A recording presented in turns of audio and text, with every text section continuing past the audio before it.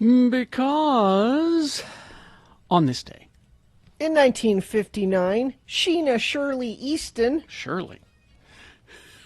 she dropped the Shirley a long good, time good. ago, was born. Yeah, I just want everybody to know I had absolutely nothing to do with that. And That everyone didn't is get you shocked. going? That Everyone didn't is get you- shocked that you had nothing No. to do with that. Everyone is so surprised. They heard it and they went, Bill must have picked that song. No, That's exactly it didn't what get they were me going. thinking. It didn't do anything but depress me. What Made a you sick. horrible song. Made you sad for a happier time?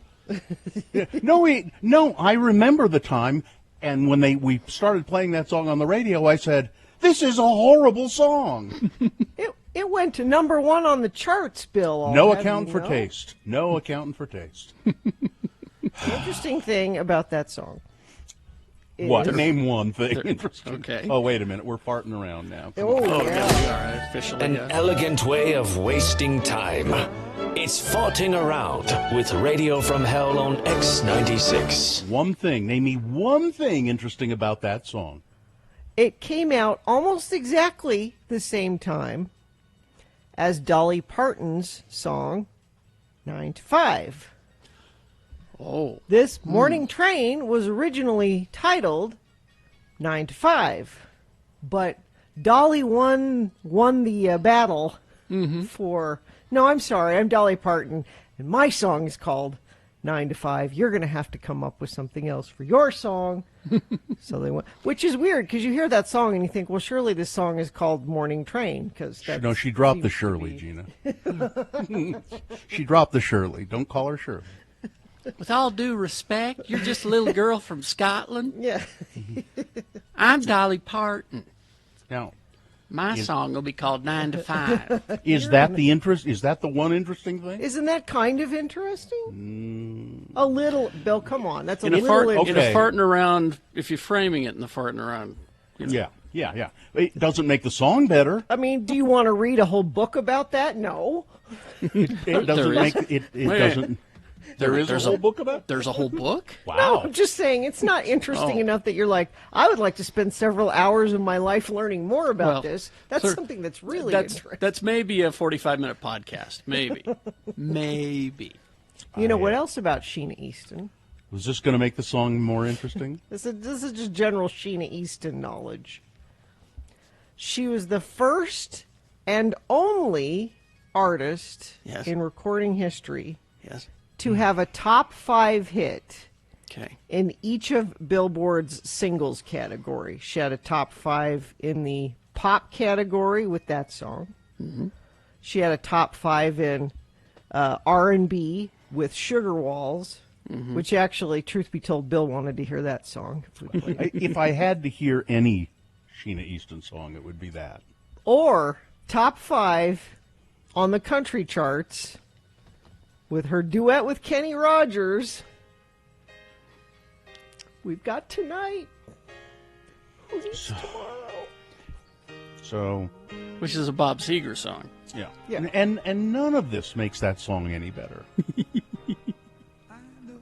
And where is Sheena Easton today? All of that top 5 bull crap, and where is she I today? think she's living quite comfortably in This is Strut. I wanted to play this one. Eating haggis and She lives in Vegas, I think. Really? Yeah. Oh. It's a long ways from. a little Scotland town. Is she Scottish or Irish? I keep. She's Scottish. Scottish. Okay. Come on, Bill. You would have liked to start the show with this.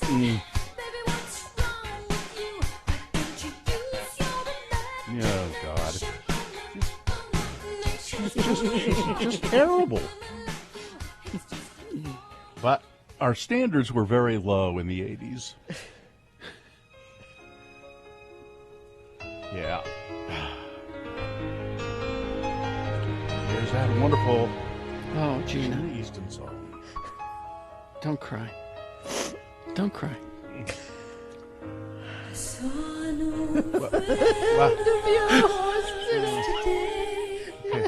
I'm going to be doing some other work here while you guys. This is farting around, Bill. Yeah, well, What about, Bill? What about what? her duet with Prince? What about that? Oh, now I'm not sure I know that. I think you do. I think you'll hear it and go, "Oh yeah." Who? Well, How no, did this that is- happen? Well, he wrote Sugar Walls. That's not the one I was Oh. thinking of. Oh, this is Sugar Walls. Yeah. Oh, that You don't sounds know like a Carrie? Prince song. That just sounds like a Prince song. I Oh didn't yeah, know this that. is very Prince. Yeah, I She didn't was know he his- wrote this, but She was his muse for a time. Mm-hmm. But then they had their duet, "You Got the Look," Carrie. Oh, I forgot Oh, about yeah. You Got the Look. yeah, that's Okay. maybe that's okay. Can you warm up to "You Got the Look"? A little bit, a little bit. Hang on. But Sugar Walls, and I always kind of liked, but now I didn't know it was written by Prince. So there Sure, you go. you can hear it now, though. Yep. Can't you? Yep. Why am I having trouble finding it? Let's It's see. you, Carrie. It's Prince, so it's just the letter U. He doesn't know how to write out entire Oh, that's words. it. That's it. Thank you. And it's not Prince; it's a symbol. So look for a symbol. Oh, and it's on that really good album, the Sign of the Times album. Yeah.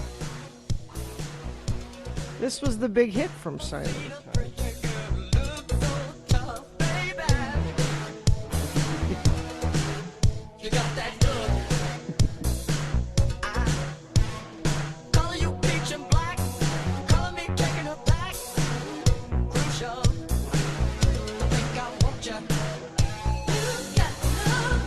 There she is. There she is.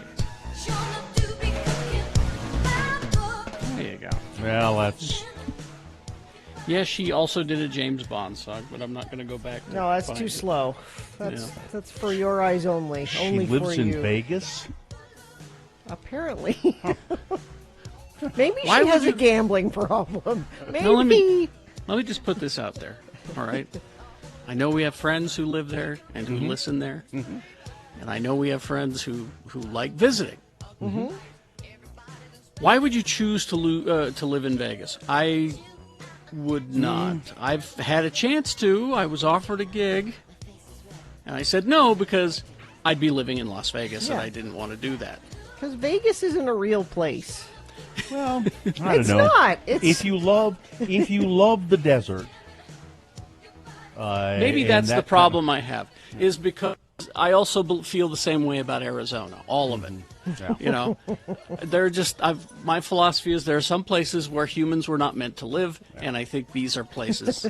and that there are are examples people who love that kind of climate Oh, yeah. and atmosphere.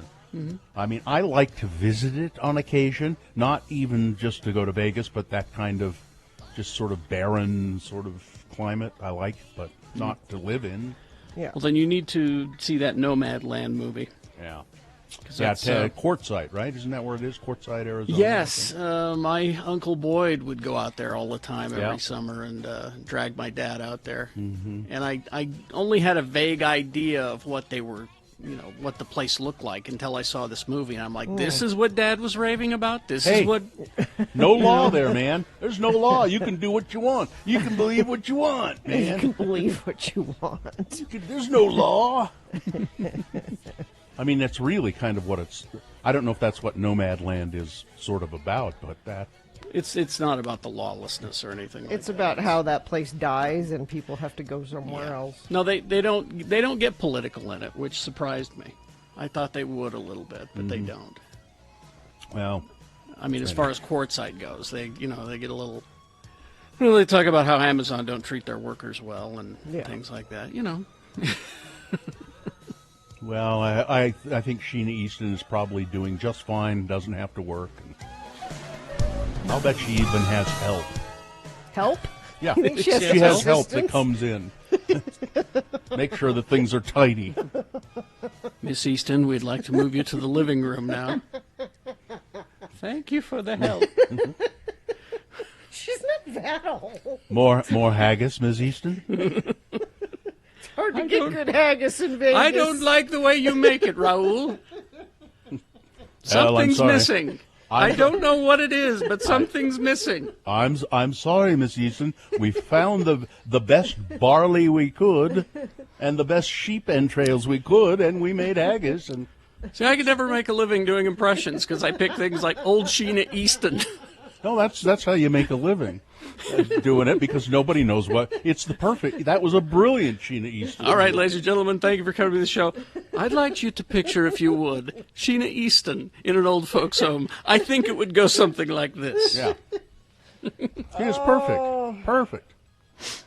Oh, at the right. Oscars, they did I know we're done farting around, but they We did are. a humanitarian award, Yeah. and they gave it to the old actors' home, which because they'd had to do a lot of stuff with COVID and stuff, but they had all this video of the inside of the old actors' home, and it's just so sad. Oh, yeah. Just, yeah.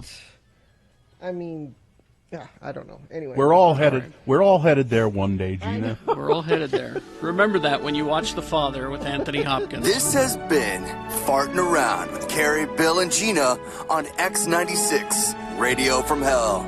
I thought I did watch it. I thought didn't I watch? Didn't Maybe I you watch did. it? I don't know. I don't know. Was all Sheena right. Easton in it? She's in it, you know. What? Okay, let's. Now I'm really confused. Let's officially begin the Radio from Hell show, shall we? With your check-ins at 877-602-9696. Give us a call, why don't you? Let us know what's happening with you today. Fart around with us a little bit more on the phone. 877-602-9696. We like to hear from you first thing in the morning. We know you're out there. If you're a fairly new listener to the show, maybe within the last year or so, we'd really like to hear from you. 877-602-9696. The new X96 app. You know who's on the line? I believe this is the impetus to the first all-day show. Candace. Candace, Yes. how now, you were there for the first all-day show. Oh yeah. I was, as Carrie said, I was the something from the radio gods, the idiot or something. No, Not so much. He didn't really the say gift from the radio gods. That was it, yeah. But And you- I was the one that brought the alcohol. You are the first. You were the one who started the tradition of bringing us booze. Exactly. And I'm so upset. Y'all got pedicures and I didn't. Well, I would have liked one. well, You should have asked.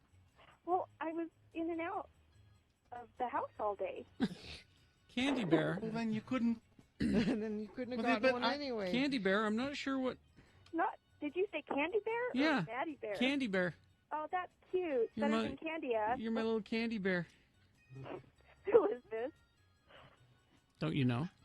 Who No, is, I don't know. who is this? It's your mother. I think Hi. Candy's Candy? been drinking today already. Candy, hi, it's Mitt No, Candy, hi, I it's Mitt haven't. Romney. Candace, Ew. do you have any idea what you're listening to or where you are? It's a country station, and I'm in Texas. No, of course I do, you silly gooses. That Candy, was ridiculous. Candy Bear. Don't call me Candy, please. My dad hated that. It's Candace. It's Candace, Carrie. Yes, it's Candace. If Bill, your dad and I hated will- that, he shouldn't have named you Candace. Yeah. He's no longer living. That's rude. Well, I'm sure his feelings are hurt. Did you call us Candace? Yes, I did, and she I did. meant to get abused. Okay, because I thought maybe the interns had called you and then No, nobody just picked your name remembers. out of a phone book or something.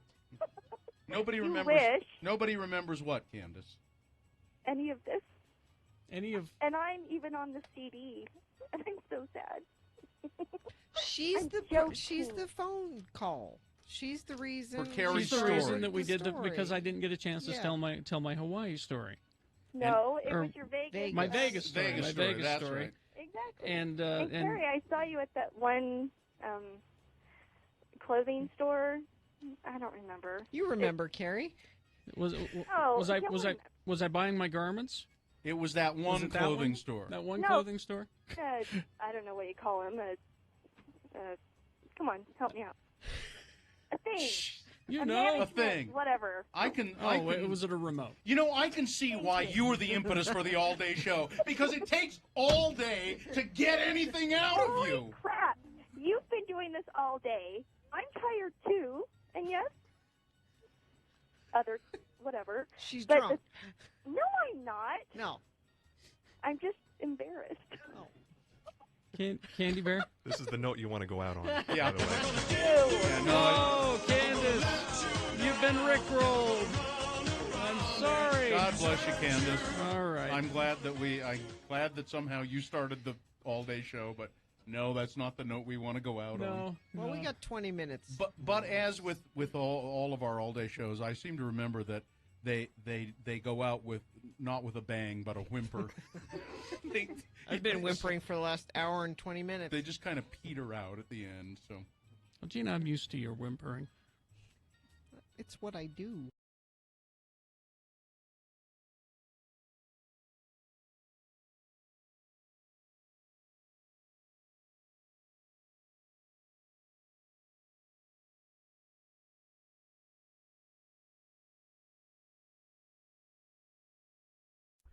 Tonight on the Channel 2 News at 10, it's Rod Decker, Undercover. Tonight, Rod investigates Hooters restaurant.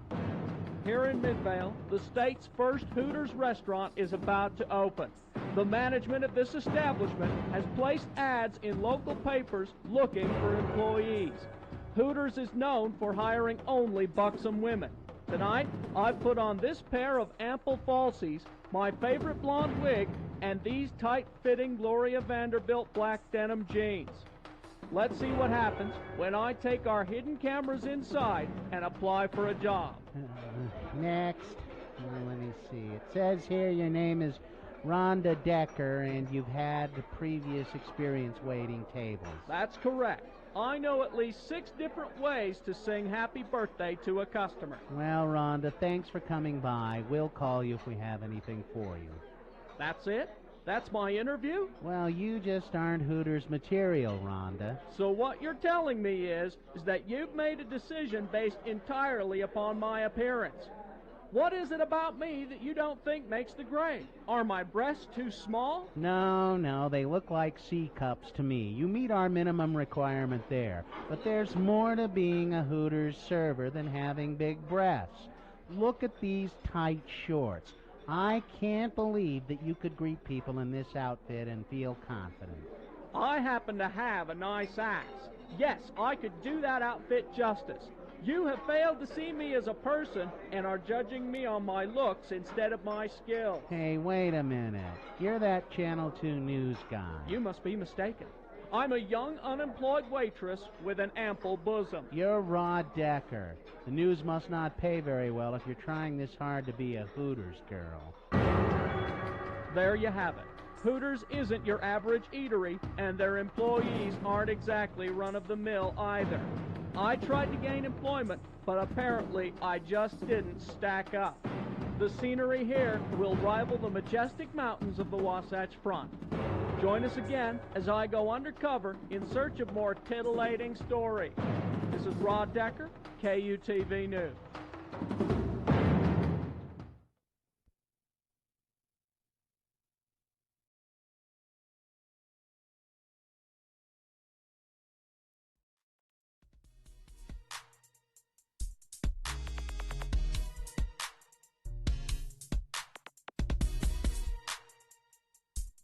All right, 6:22. Let's get this over with. Yeah, we will, and then we'll start the show. We'll go to your check-ins, and that'll start us on the long downward spiral to the end of the show.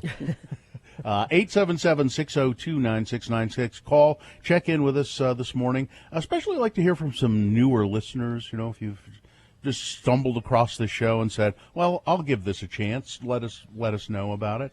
And by the way, who's ever in the chat room that said the only opening song that could possibly ever make me happy is My Ding-a-Ling. Yeah, you're probably right. Play My Ding-a-Ling. That'll. All right, Gina, do we have a sponsor? We do. Mother's Day is May 9th. Come into Lim Jewelers for something she'll never forget. Find her Mother's Day gift at limjewelers.com. Lim Jewelers is your Mother's Day gift headquarters. The moon is now on the wane, 99.7% of full. The moon will set today at 7:01 a.m., today being Tuesday. It's the 27th day of April in the year of our Lord Jesus Christ, 2021. 404 days now. We have been broadcasting from our homes separately out of the studio broadcasting from our homes because of the coronavirus pandemic, and that will continue for the foreseeable future. Let it be known right here that this is the morning show that's giving you fair warning. You heard it here first. Brace yourselves. Domino's Pizza is bringing back the Noid. Now, I know, the Noid. Sometimes the past is best forgotten. But I try to avoid the Noid myself. But don't say at least we tried. We tried to prepare you for this. So hopefully you will be able to, as Carrie does, avoid the Noid. I never understood that. What was it? What would the Noid do that we should avoid? It would ruin your pizza. What? It would just, it's best left unsaid. It was very simple. The Noid ruined delivery pizza. Yeah.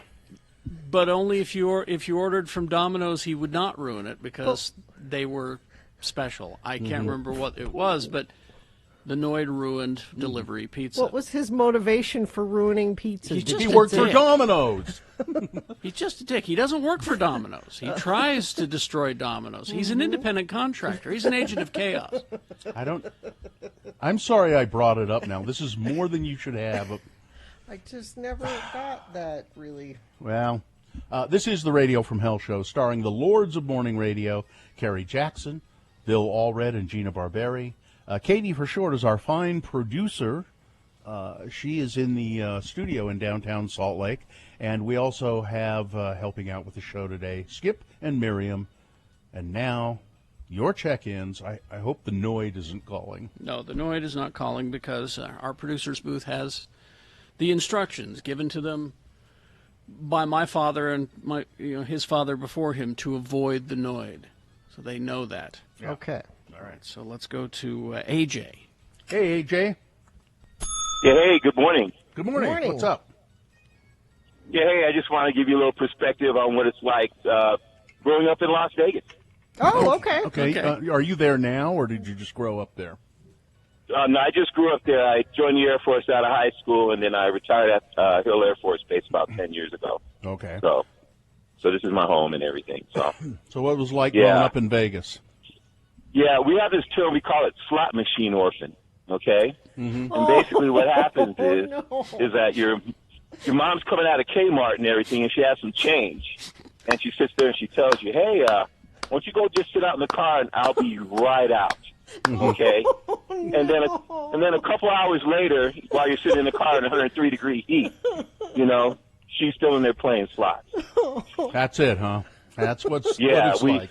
Yeah, that's what it's like. Oh. So and, as I said all earlier, your relatives, all your relatives. AJ, I don't know why anyone chooses to live. You have chosen to live elsewhere in northern Utah, not in Las Vegas.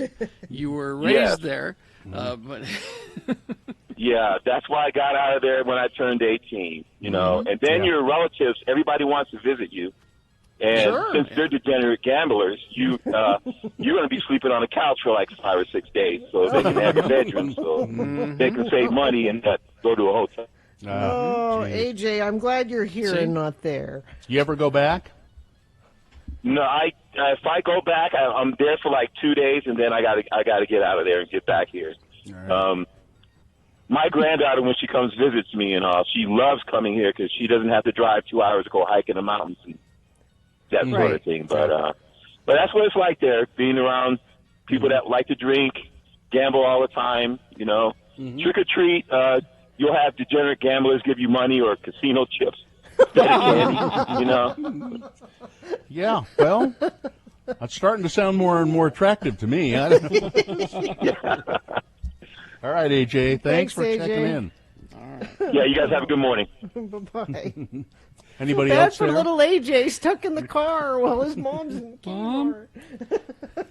I'll be right there. I'll be back. Just sit in the car, honey. Read a book or something. I'll be right out. Listen to the radio. I don't know. Mama's got I've got some change here. Oh, little AJ. feel bad for little AJ. I'm going to be concerned about little AJ for at least the next 10 minutes.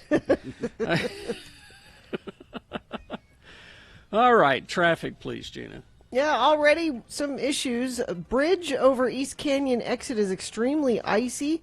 There are semi-trucks that have been having some issues over there. We heard from a friend of the program that saw them sliding into each other.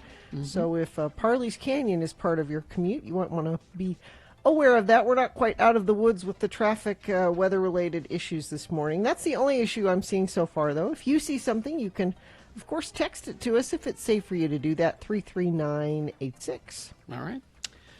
We will take a break. We will be back. We've got, news, of course, Big Boy News and Opinioendo.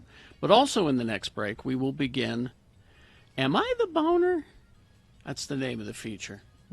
Where you submit a story, a situation, a paragraph describing a kind of a social interaction or something like that. And then at the end, the question is asked. Of that decision you made to solve the problem, the situation that you describe, am I the boner? Well, we'll give you the example coming up. X96.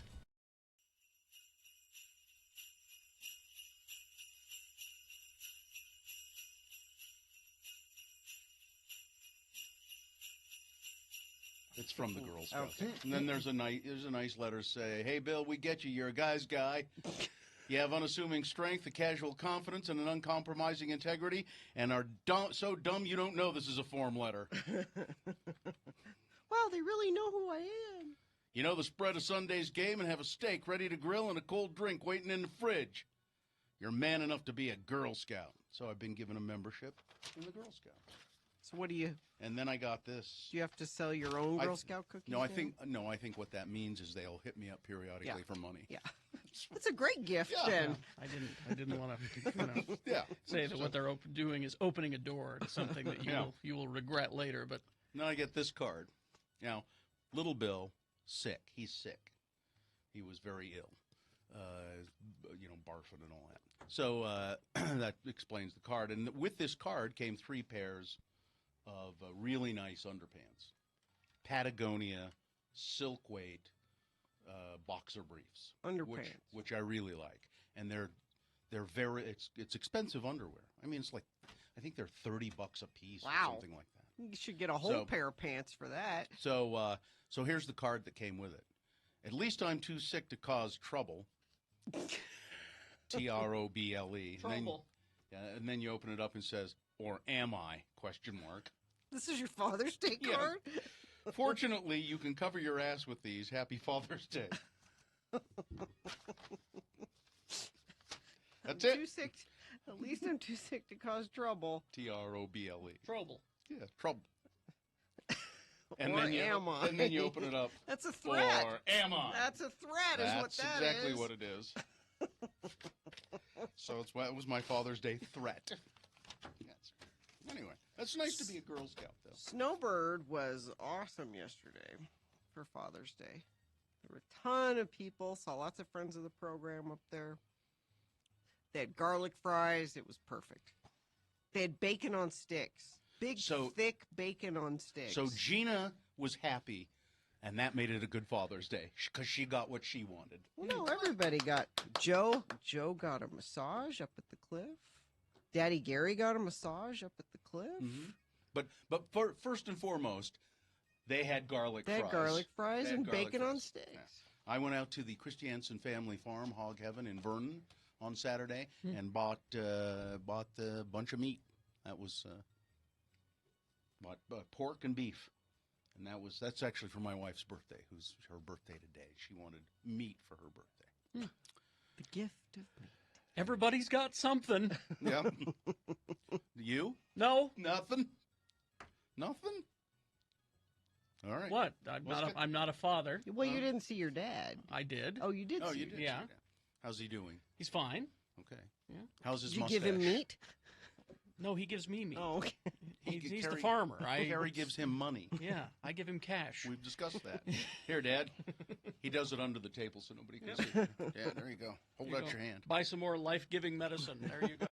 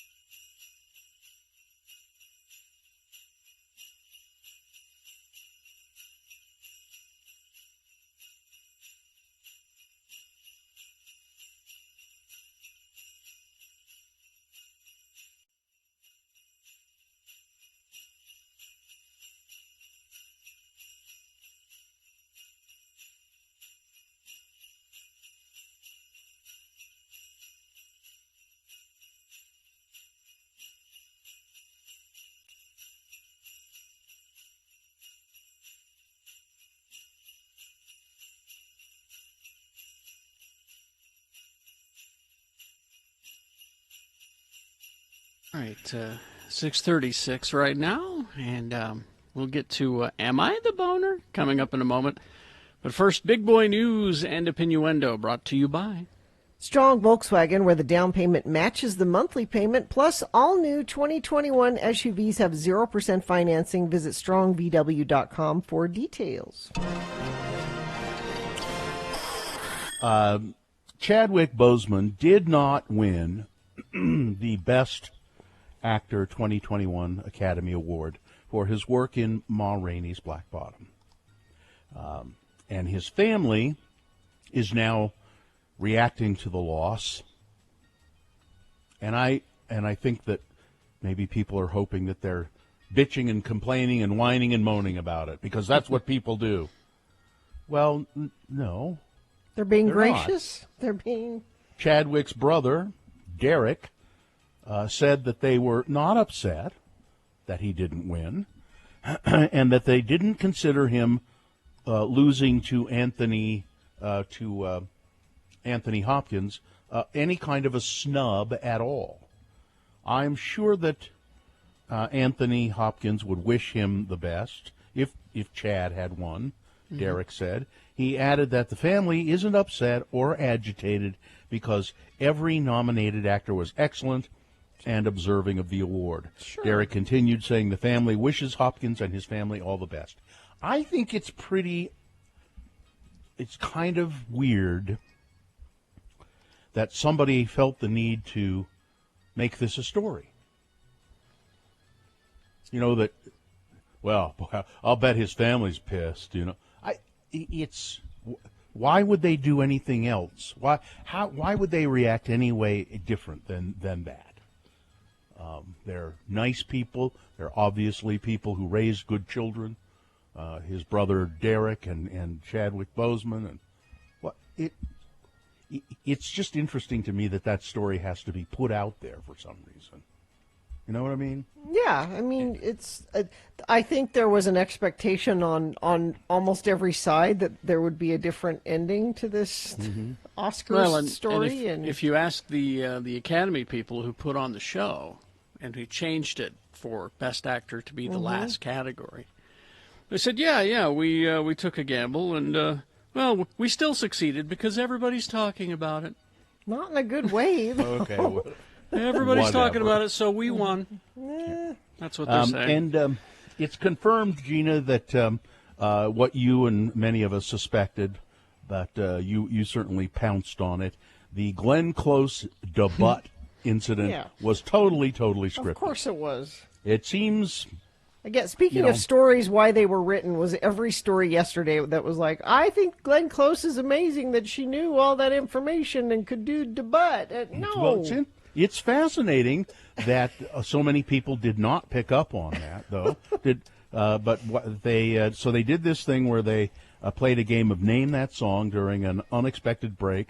Actor Lil Rel Howery turned the spotlight on Glenn Close, and she floored the crowd and the internet. She did great with her bootylicious dance moves. You know, she's an actress. Yeah. They gave her some lines. And then the Los Angeles Times confirmed that Glenn Close's twerktastic performance was part of a scripted bit designed to get laughs, and it worked. And I guess it worked a little too well, in a way. California, the coronavirus case rate is now the lowest in the continental United States. That's great. Los Angeles Unified School District Superintendent Austin Butner went to a first grade class and danced with first graders because in-person class has resumed. Nice. And they feel pretty safe about that whole thing. The state's latest 7-day rate of new cases, 40.3 per 100,000 people, is dramatically lower than the nationwide rate of 135.3, and edged only by Hawaii, who has 39.1% of cases for 100,000 people.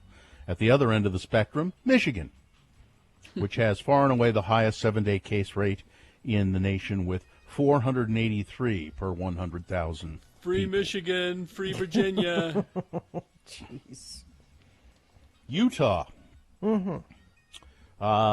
Reporting an increase of 246 cases, bringing the state's total to 395,677. One new death from coronavirus. 156 people in Utah are currently in hospital.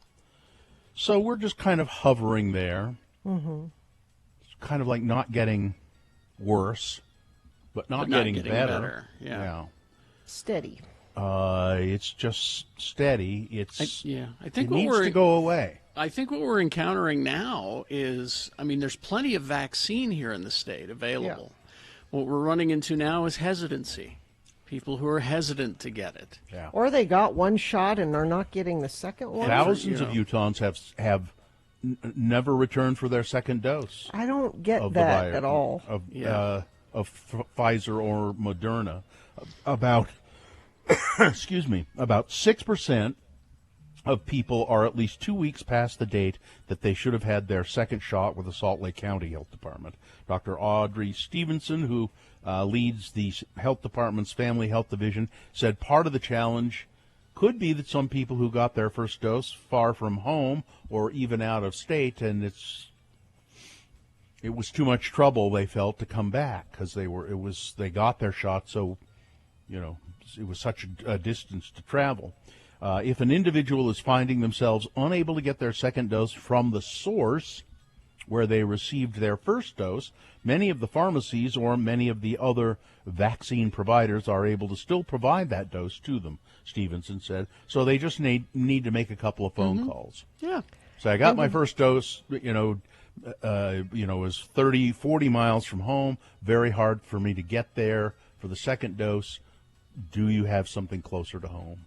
And did you know that if you have a vaccine appointment in Box Elder, Davis, Salt Lake, Tooele, Uinta, Utah, Wasatch, Washington, Weber County, you can get a free Lyft ride to your appointment.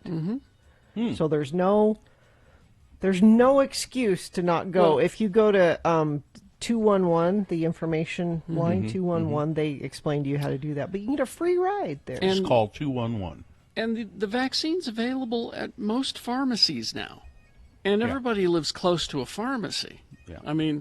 So I think that at this point, you can't be using excuses anymore to say I'm too busy or I don't, it's not convenient.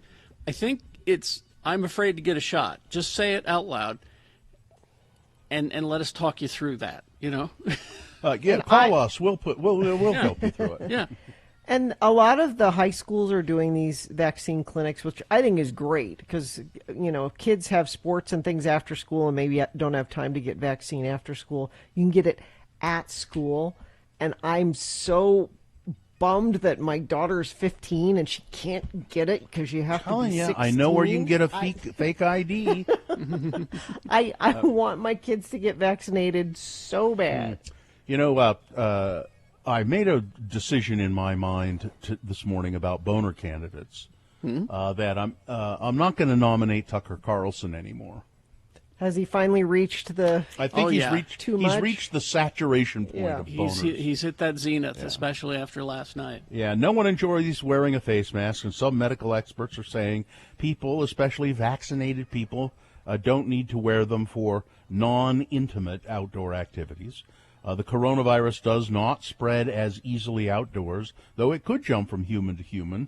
Say if infected Tucker Carlson fans get in your face to scream politely at you about how you're making them uncomfortable by wearing a mask outdoors. Yes, Tucker Carlson has now told his listening audience, when you see people wearing a mask outdoors, I want you to go up to them and politely say, you're making me uncomfortable by wearing that mask. I want you to take it off.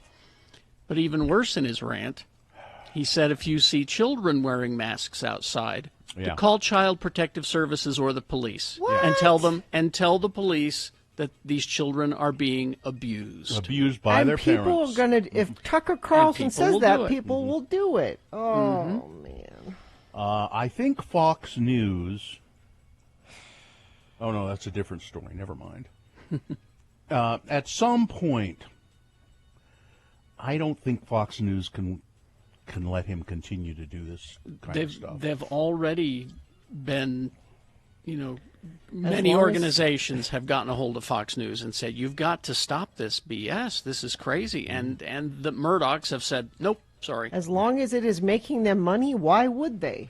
That's just it, though. That's not incentive. They keep losing advertisers. They've got plenty of MyPillow ads on there. But the main income is from cable companies. Yeah, subscribers. Yeah, that's their main income. If you have Fox News on your cable or satellite, you're enabling. Your money is going to them, yeah, whether you like it or not. A mountain lion was spotted in the backyard of a home in Bountiful. What's up with all these mountain lions roaming around the place all the time? The Utah Division of Wildlife Resources posted a video provided by Winslow Young. Young was alert to movement in his backyard. Turned out to be a mountain lion, and says it says it's common now. So if you live in cougar country, remember to remove wildlife attractants from your property. Don't leave raw meat laying out. Don't have pet food outside. Try to remove all water sources, and by all means, don't let your dog or your cat out of the house ever. If you live in cougar country, which apparently is now Bountiful. Let's see, and how much time do we have here? You're probably good. Okay. All right, because we have sports, weather, traffic. Yeah, so it's okay, everybody. It's okay. The Jazz lost to the Timberwolves again, but just barely. But just 105, 104, that's 1 point. That doesn't matter. Doesn't matter. It's a loss. Quinn Snyder said, I saw some things I liked in this game. I'm not worried. We're bound to lose a few. Donovan Mitchell is still out. It's okay. Don't panic. I'm not convinced. I think I'm off the Jazz bandwagon now. Already? Yep. Well, number one. We are fair weather fans, so yeah. They're still number one. They play the Kings tomorrow at 8 p.m. Weather, well, it's going to be kind of a crazy week. So today, there's still a slight chance of showers, 57 for a high. Tomorrow, mid-60s. Thursday, mid-70s. Friday, Saturday, mid-80s. We could be 85 on Saturday. So we're going to go like that. Okay. There's your weather. You said I could sit out on the patio this past weekend, and I couldn't. I don't know what happened. All right. That was not expected. I'm having some trust issues. Wait. This past weekend wasn't sunny, but it was okay. No, it was cold up here. And it was cold. Did you go outside, Bill? It was cold. I think you looked out the window, and it was cold. It was cold. Okay. And weather, I was wrong. Weather brought to you by Scott Hale. Schedule your appointment by April 30th to get a professional AC or furnace tune-up for only $49 with Scott Hale. Plumbing, heating, and air. Call 801-264-HALE. 2 spinouts on I-80 eastbound at East Canyon. The roadway's very icy on that overpass. The right lane and shoulder are blocked with emergency vehicles, and we heard from a couple friends of the program that saw that happen. Glad they made it through there okay. If you see something and make it through okay and want to tell us about it, and it's safe for you to text us, you can send that in 33986. All right. And now. When I was your age, I pulled a few boners. We don't have any intro music for this officially, do we? Oh. Sure we do. There it is. The person who sent us this story claims that it is true. At the request of the sender, names have been changed or simply eliminated. Out of respect for the dead, the rest has been told exactly as it occurred. We think. Well, I forgot about that one. It's Am I the Boner? And yes, admittedly, we ripped this off completely from the internet. Reddit. When this, am I the, what do they call it? We can't say it. Am I the yeah. a-hole? Yeah. Yeah. So people have these stories, and then they just throw it out there and ask the listening public, am I the boner in this situation, or did I do the right thing? Now, you pulled a boner tonight, and you know it.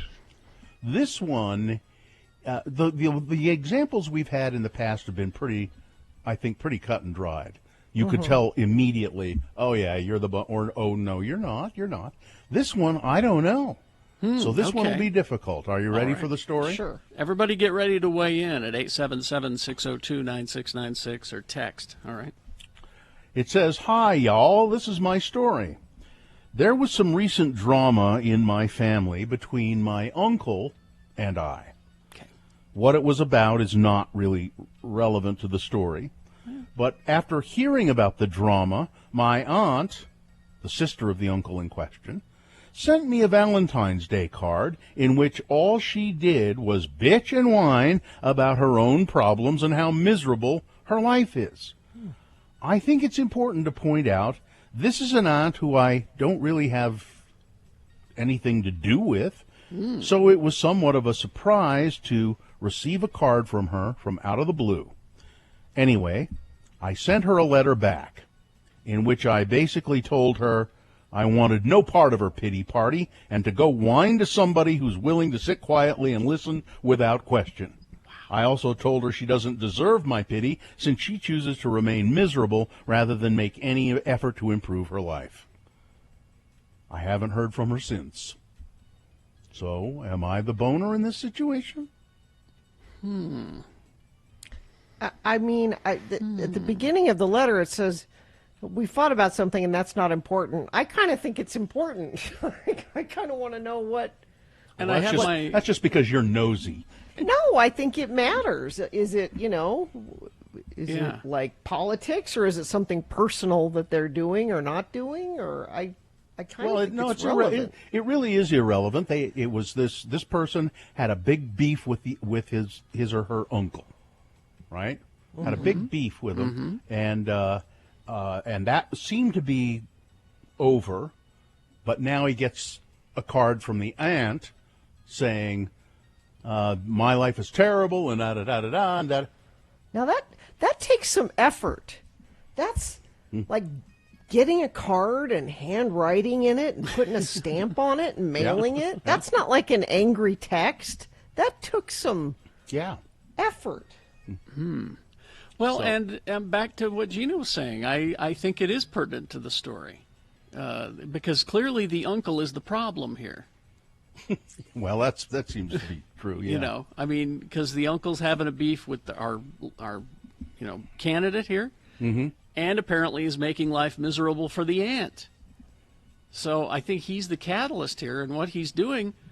I mean, maybe it's as simple as politics, or he's a Tucker Carlson fan, or maybe it's something to the other extreme where he's abusive or something. But should our candidate have responded to the aunt after the whining and moaning and crying and telling? I mean, the easy thing to do would have been just to been like, whatever. Don't answer. Yeah.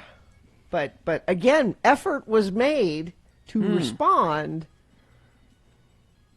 I don't know. 877-602-9696. We're going to take your calls after this commercial break. I think our candidate is kind of a boner. You should have just let sleeping dogs lie, as they say. Just let it go. Let it go. I don't know the last time I wrote out an angry letter and mailed it to someone. I don't know that I've ever done that. I do it every day. I just don't mail them. You have a whole notebook? I got a stack of them over here. My enemies list. I'll have to go find the one I wrote about you, Gino. We'll publish them on your demise. Yeah. 8 letters from Bill. Yep. So is this person the boner or not for responding? Responding to the aunt and being angry, and I'm starting to formulate an opinion, but I want to hear some others. Okay. To see if you can sway me, change my mind. 877-602-9696 is the phone number. You can also text in spell boner correctly. There's only one N. That's all I ask. Text in at 33986, and let's find out. Am I the boner? Is the person who wrote this to us the boner in this situation? Hello, boner speaking. All right. 656 traffic, please, Gina. Yeah, we had 2 spinouts, I-80 eastbound East Canyon. The roadway is very icy on the overpass. The right lane and shoulder are blocked with emergency vehicles, so weather's still an issue in some places this morning, especially the canyons. You're going to want to slow down there. That's the only incident being reported right now, though. If you see something you want to share it with friends of the program, you can text it to us, 33986. All right. We will take a break, and we will be back with your responses. Am I the boner? Right after these. 877-602-9696, KXRK Provo. Spear. Spear. Spell it with me now. S-P-E-A-R. And now we'll use it in some dialogue. Today, our Utah friends, LeVar and LeGrand, have decided to get out of the heat by taking in a movie in the cool, air-conditioned comfort of a local movie theater. Again, the word is spear. We got a few minutes before the movie starts, LeVar. I think I'm going to get me some snacks at the snack bar. What the heck movie have you drugged me to anyhow, LeGrand? There's a bunch of kids here in this theater. You know, it's The Lion King. The Lion King? Well, who plays the king, and what the hell's he got to lie about? All these kids shouldn't ought to be seeing a movie about liars. Oh, no, The Lion King. Like the animal. Huh? You know, L-I-E-O-N, lion. Big cats, lion. Oh. It's a cartoon that Walt Disney drew. You drugged me to a flippin' cartoon movie? I knew there's too many kiddies in here. Got down, sat on a bench, LeGrand. I may be having to vomit partway through. The Lion King is supposed to be real good, even for the grown-ups, LeVar. And they say the music is real fine. It was wrote by that Elton John. Who? Well, who the hell is the Elton John? Well, he's a singer and a writer who's got lots of hit music. He's one of them men what likes other men, but he's still a very good musician. Cheese and rice, LeGrand. You mean there's men that's attracted to other men? Yeah. That's square. Well, I didn't know about it myself until I read it in the newspaper and in Newsweek. Oh. Anyhow, I'm going to the snack bar. I can't get through a movie without some popcorn and a drink and some nachos and some Junior Mints and a box of Goobers and some malted milk balls and a pack of red vines. You want anything? Nope. I got my refreshment right here, LeGrand. I sneaked in this can of Vienna sausages and one of them Army surplus MREs, and this. What's that, canteen of water? Nope, ain't water. Nope. Spear. Spear? Yep, spear. Spear? God almighty, LeVar! You better hope the usher don't catch you. Oh, yeah, like Mr. 16-year-old pimple monster's gonna be a real threat. And I'm telling you, LeGrand, if I don't catch me a beer buzz, I'll never make it through this cartoon. Hey, is Mickey Mouse in this?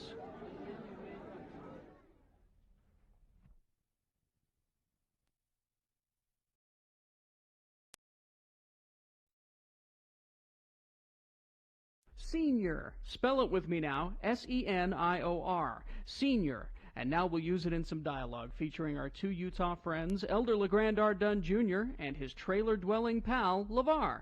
Imagine, if you will, LeVar and LeGrand enjoying a lazy Saturday afternoon of TV watching in LeVar's trailer home at the Restful View Mobile Home Park. Again, the word is senior.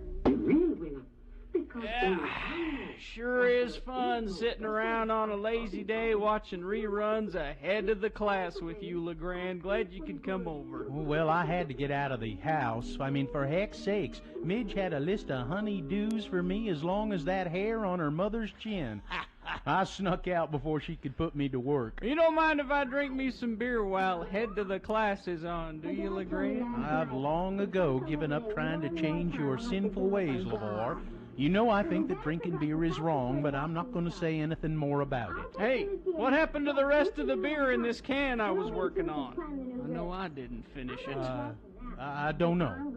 You must have drunk it.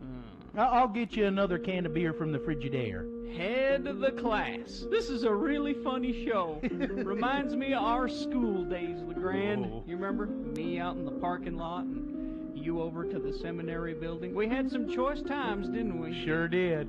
Now, I'm proud to say I got my high school diploma and my seminary diploma. I don't believe you managed either one, did you? Never mind. Boy, that redhead on Head of the Class sure reminds me of my old high school sweetheart. Hey, you remember Franny Hayes? God, I sure loved her. I seen your old flame a couple of days ago, by the way. I seen your Franny Hayes at the Quick Stop.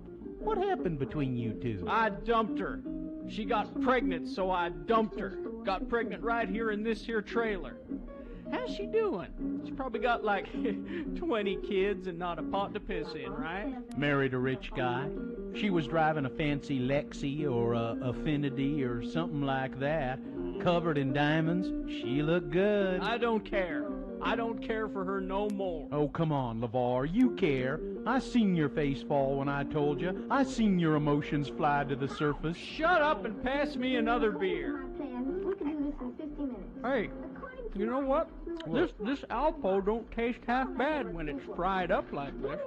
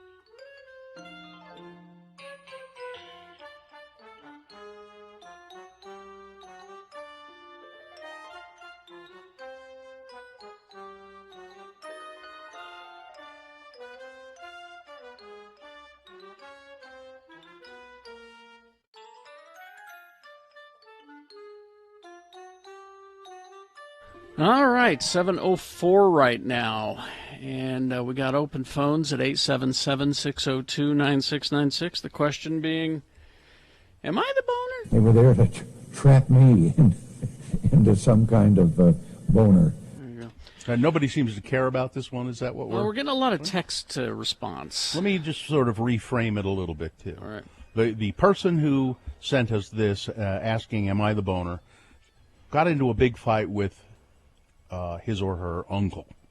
Got into a big fight with their uncle, okay? And it was not pleasant. Now, it didn't say what it was about, but it was not pleasant. Then this person's aunt, who I assume is married to the uncle. No, it says in the letter it's his sister. Oh, it's the uncle's sister.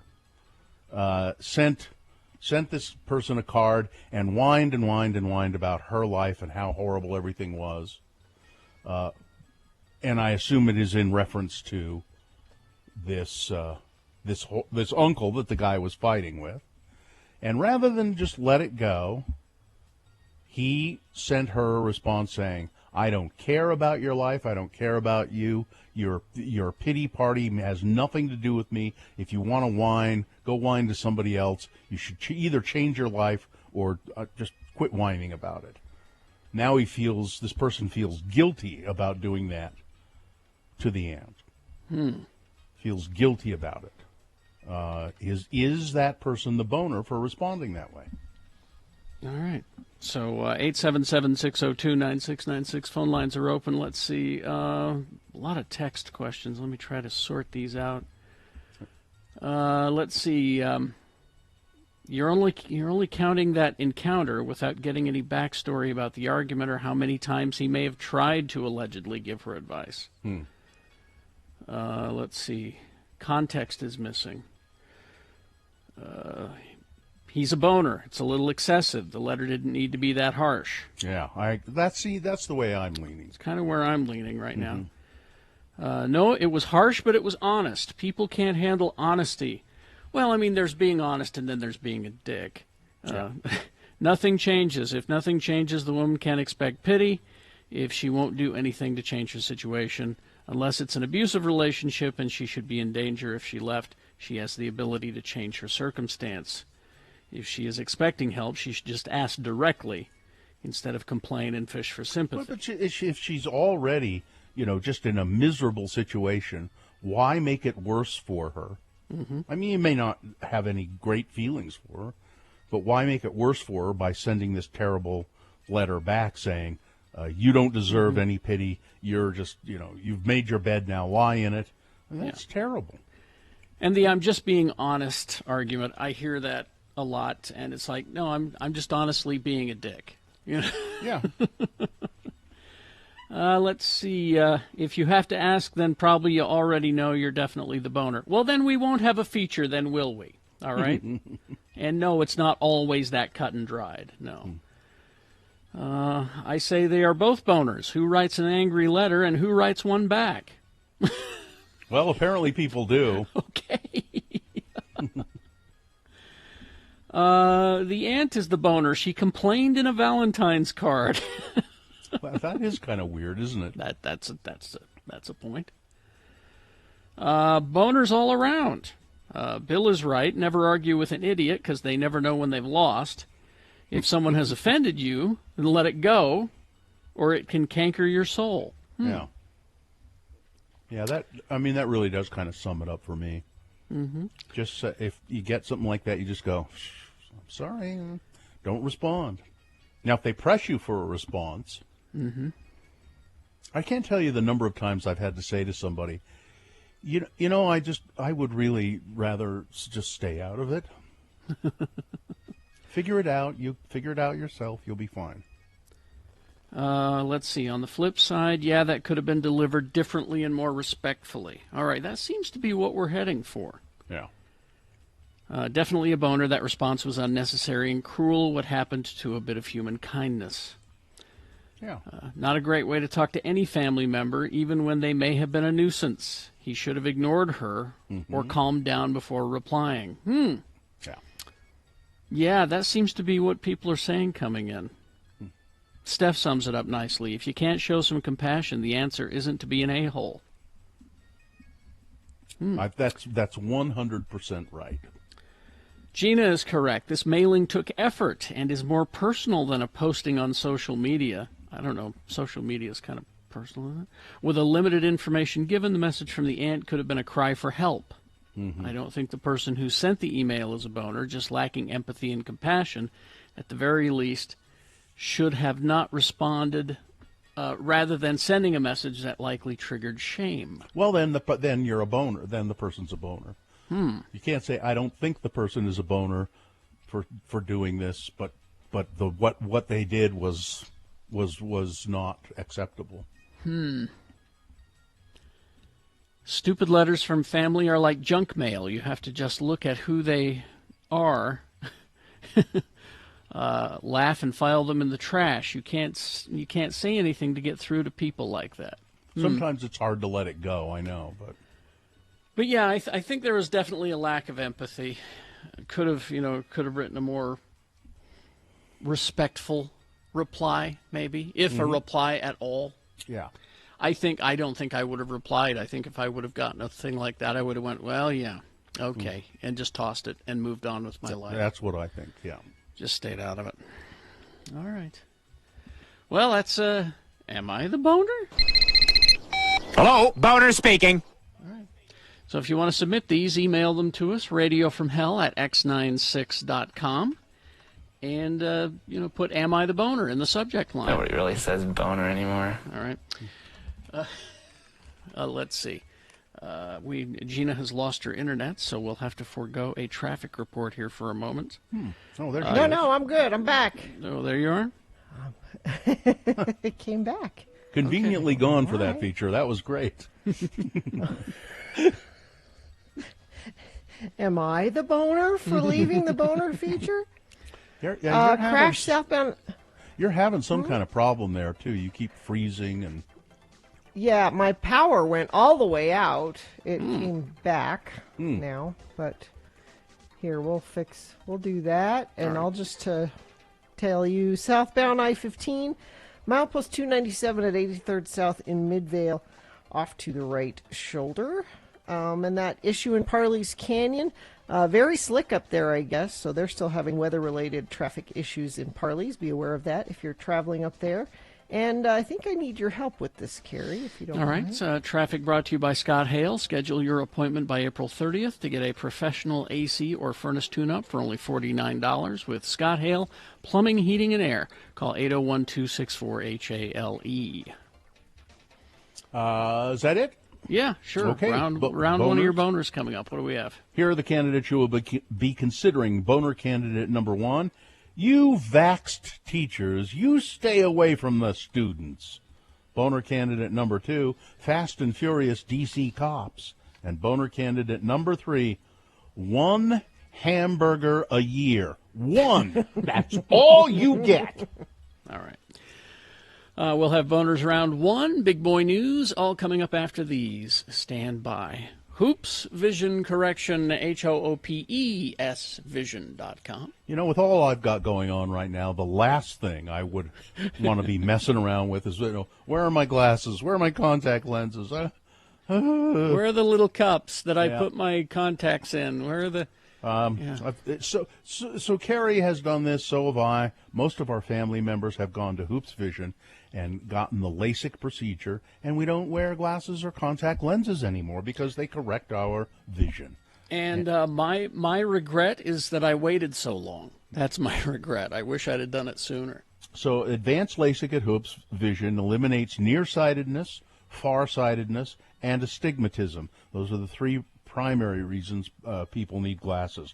Right now, you can save $800 on a LASIK or PRK procedure when you call and make your free, no-obligation appointment at Hoops Vision.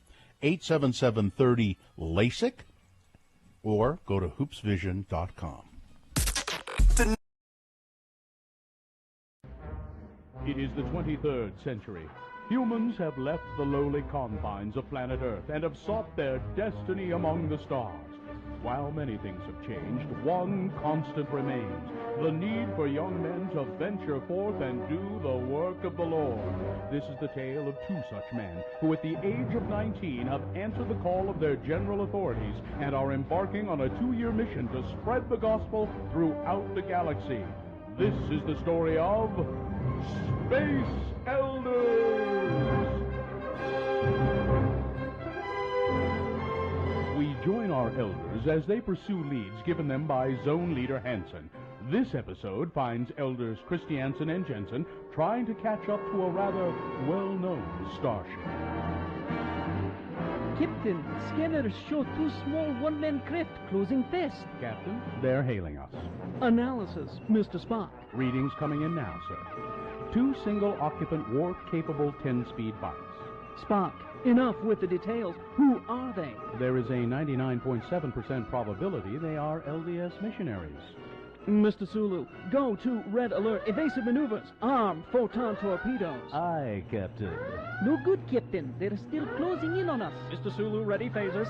Phasers ready, sir.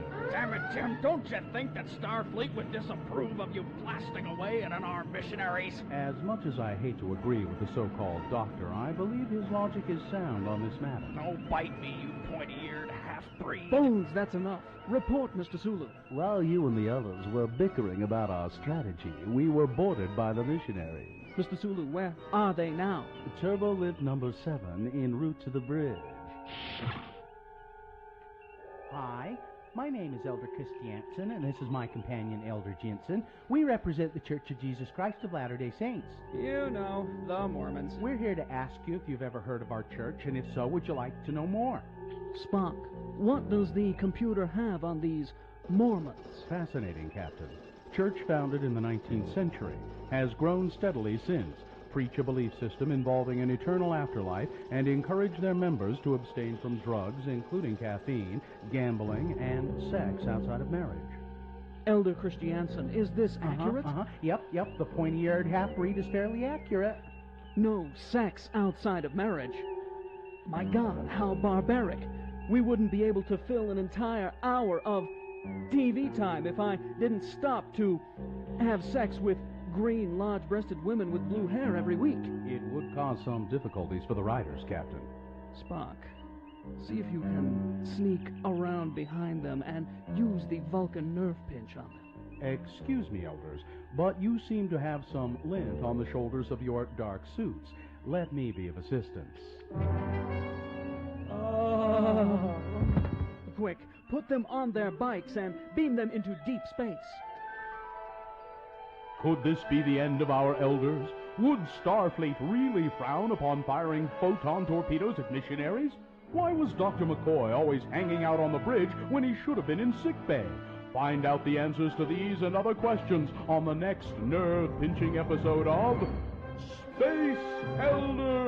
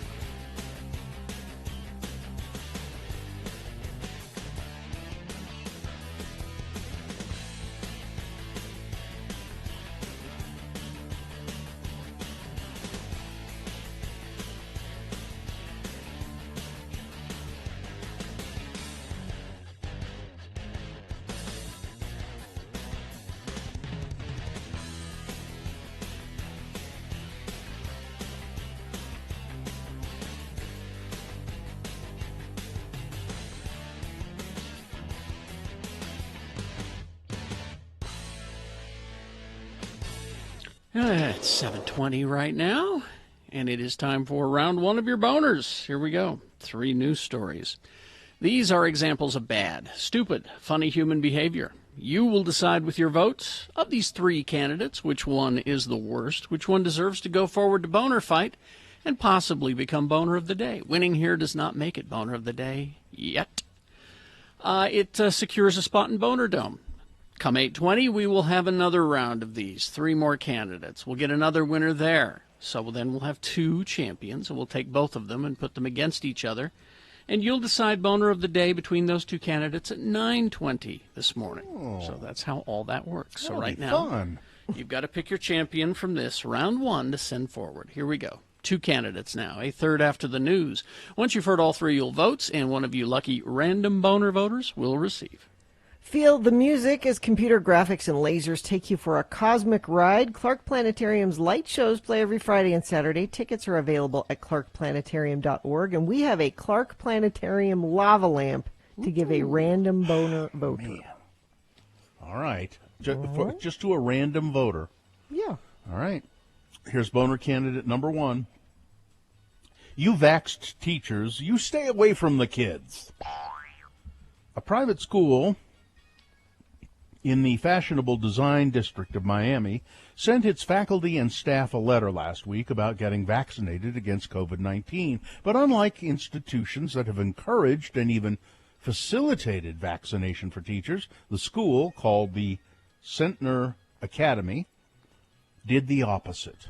One of its co-founders, Leila Centner, informed employees, quote, with a very heavy heart, that if they chose to get a vaccination, they would just have to stay away from the students. Now, wait a minute. This is if they get the vaccination, they stay away from the students. In an example of how misinformation threatens the nation's efforts to vaccinate enough Americans to get the coronavirus under control, Ms. Centner, who has frequently shared anti-vax posts on Facebook, claimed in the letter that, quote, reports have surfaced recently of non-vaccinated people being negatively impacted by interacting with people who have been vaccinated. Huh? Even among our population, we have at least 3 women. Even among our own population, we have at least 3 women with menstrual cycles impacted after having spent time with a vaccinated person, she wrote, spreading a false claim that vaccinated people can somehow pass the vaccine to others and thereby affect their reproductive systems. It's not. It's not. Ms. Centner gave employees 3 options. 1, inform the school if they have already been vaccinated, so you can be kept physically distanced from students. 2, let the school know if you get the vaccine before the end of the school year, as we cannot allow recently vaccinated people to be near our students until more information is known. And number 3, just wait till the school year is over to get vaccinated. This is a person educating children. I shudder to think what the rest of the school. She owns the school. I shudder to think what the rest of the school day holds for these kids. I don't know. It's real expensive to go there. It's probably great. They have good lunch. I don't know. I don't get it. I just don't get it.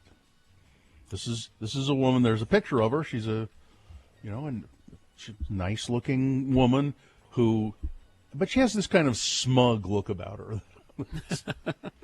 Boner candidate number 1, you vaxxed teachers, you have to stay away from the kids. Menstrual cycle being impacted. Oh, my God. I would love to sit down at a computer with this woman and say, okay, take me to the places where you have gotten this information. Show me where you found this. Who are the people that you are listening to? And why aren't you listening to...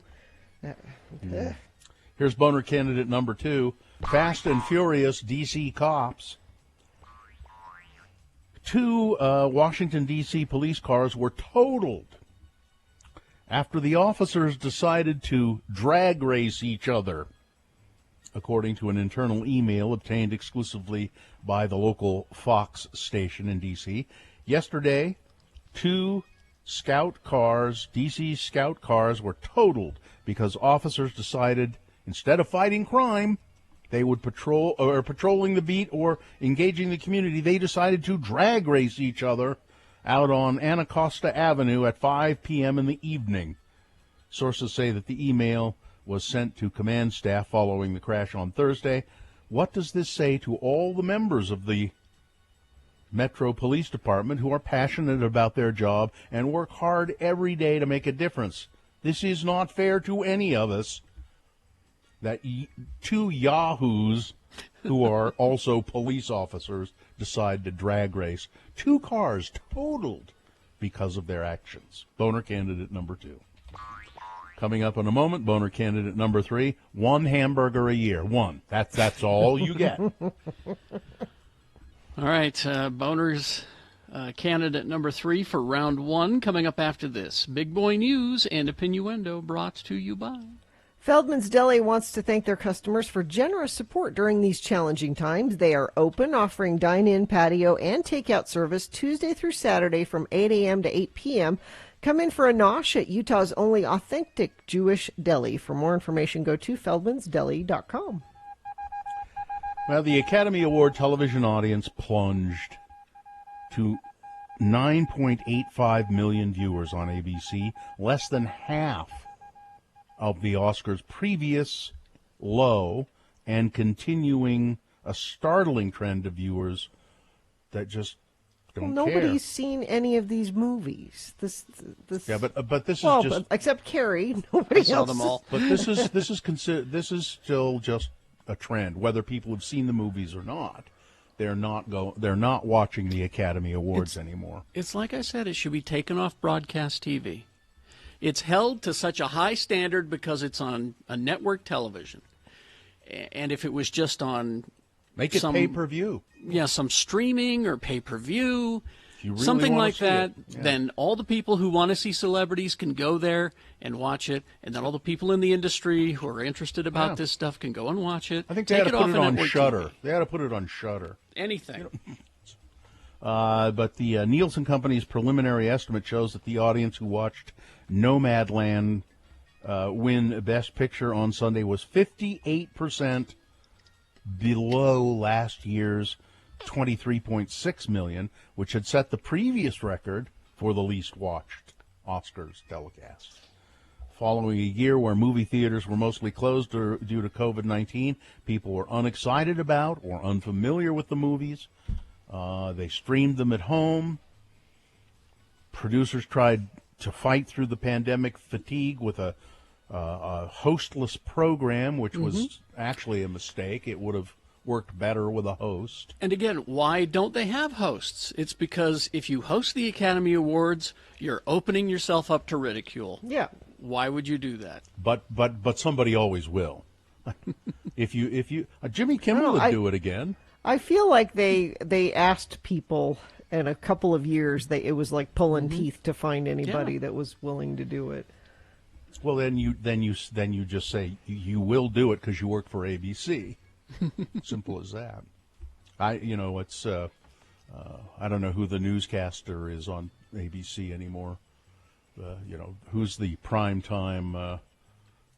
It's not Lester National Holt. News, That's I don't NBC. know. But I get don't the news guy to do it. Yeah, that'd be good. That'd be entertaining. Yeah. David Muir. It's yeah. David. Ooh. David God, Muir yeah, to David. Ew. No. Webster's defines excellence as.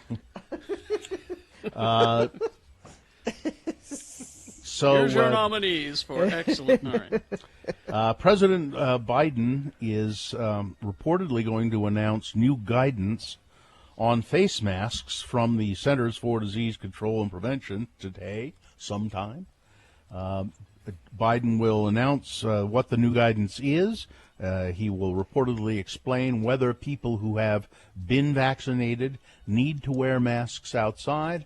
However, the unnamed sources say that the wording of the speech and the guidance remains unclear. Now, Dr. Fauci has already commented on this within the last 24 hours news cycle.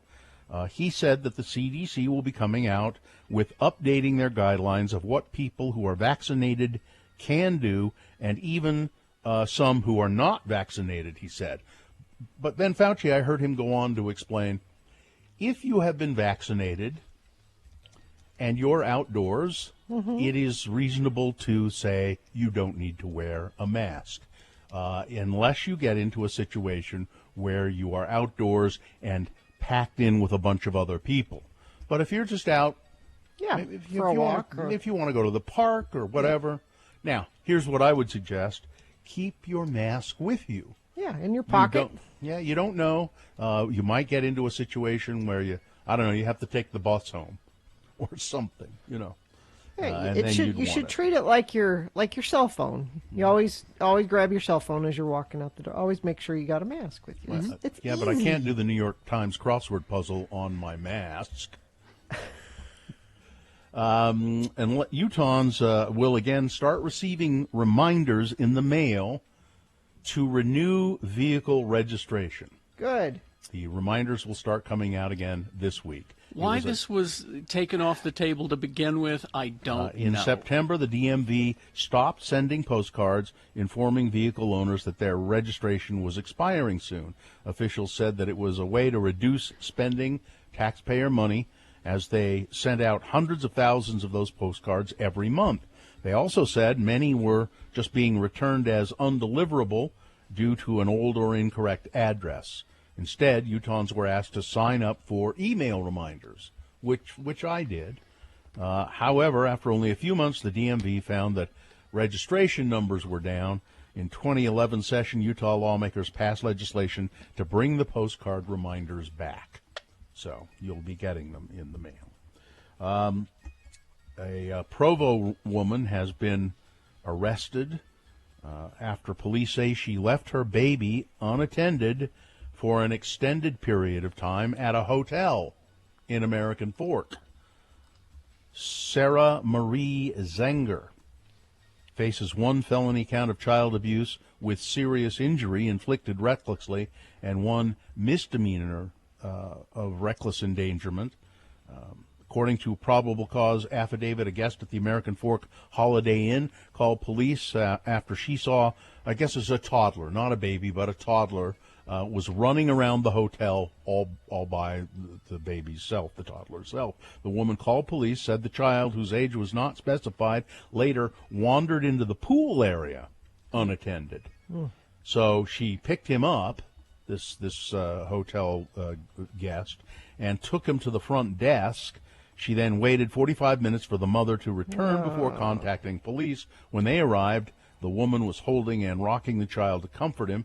Police said the child was wearing dirty clothes, had bruises on hands and face, burn on the back of his hand, not been treated well, and then just left behind by this mother who went off to do whatever she was doing. Let's see, how much time do we have here? You got about a minute and a half. All right. The family of Andrew Brown Jr., a man shot by police in North Carolina, I believe, despite appeals from the governor and other leaders, community activists, and the family of the man who was killed by sheriff's deputies. The authorities in North Carolina Coastal County had not publicly released any body camera footage of the deadly encounter as of Monday morning. However, the family then, for some reason, they allowed the family to see 20 seconds of the body camera footage. Just 20 seconds. Yeah, the shooting of their family member, Andrew Brown Jr. One of the lawyers was shown a snippet, and some family members were shown a snippet of Mr. Brown's final moments. The lawyer said the private viewing inside the government building on Monday amounted to a sliver of the footage that must exist of last week's shooting. Exactly. What the video did show, said Chantel Cherry Lassiter, the lawyer who watched the family, was the execution of Mr. Brown. He said he had both hands on the steering wheel. Both hands on the steering wheel, sitting inside the car when the gunfire began. So this is going to be another really bad one. Mm-hmm. Really bad. All right. All right. Weather, traffic. Well, kind of a crazy weather week we have. Yesterday we had record precipitation, by the way, which we desperately needed, like about a foot in the mountains and lots of rain down here in the valley, record-settingly so, which was nice.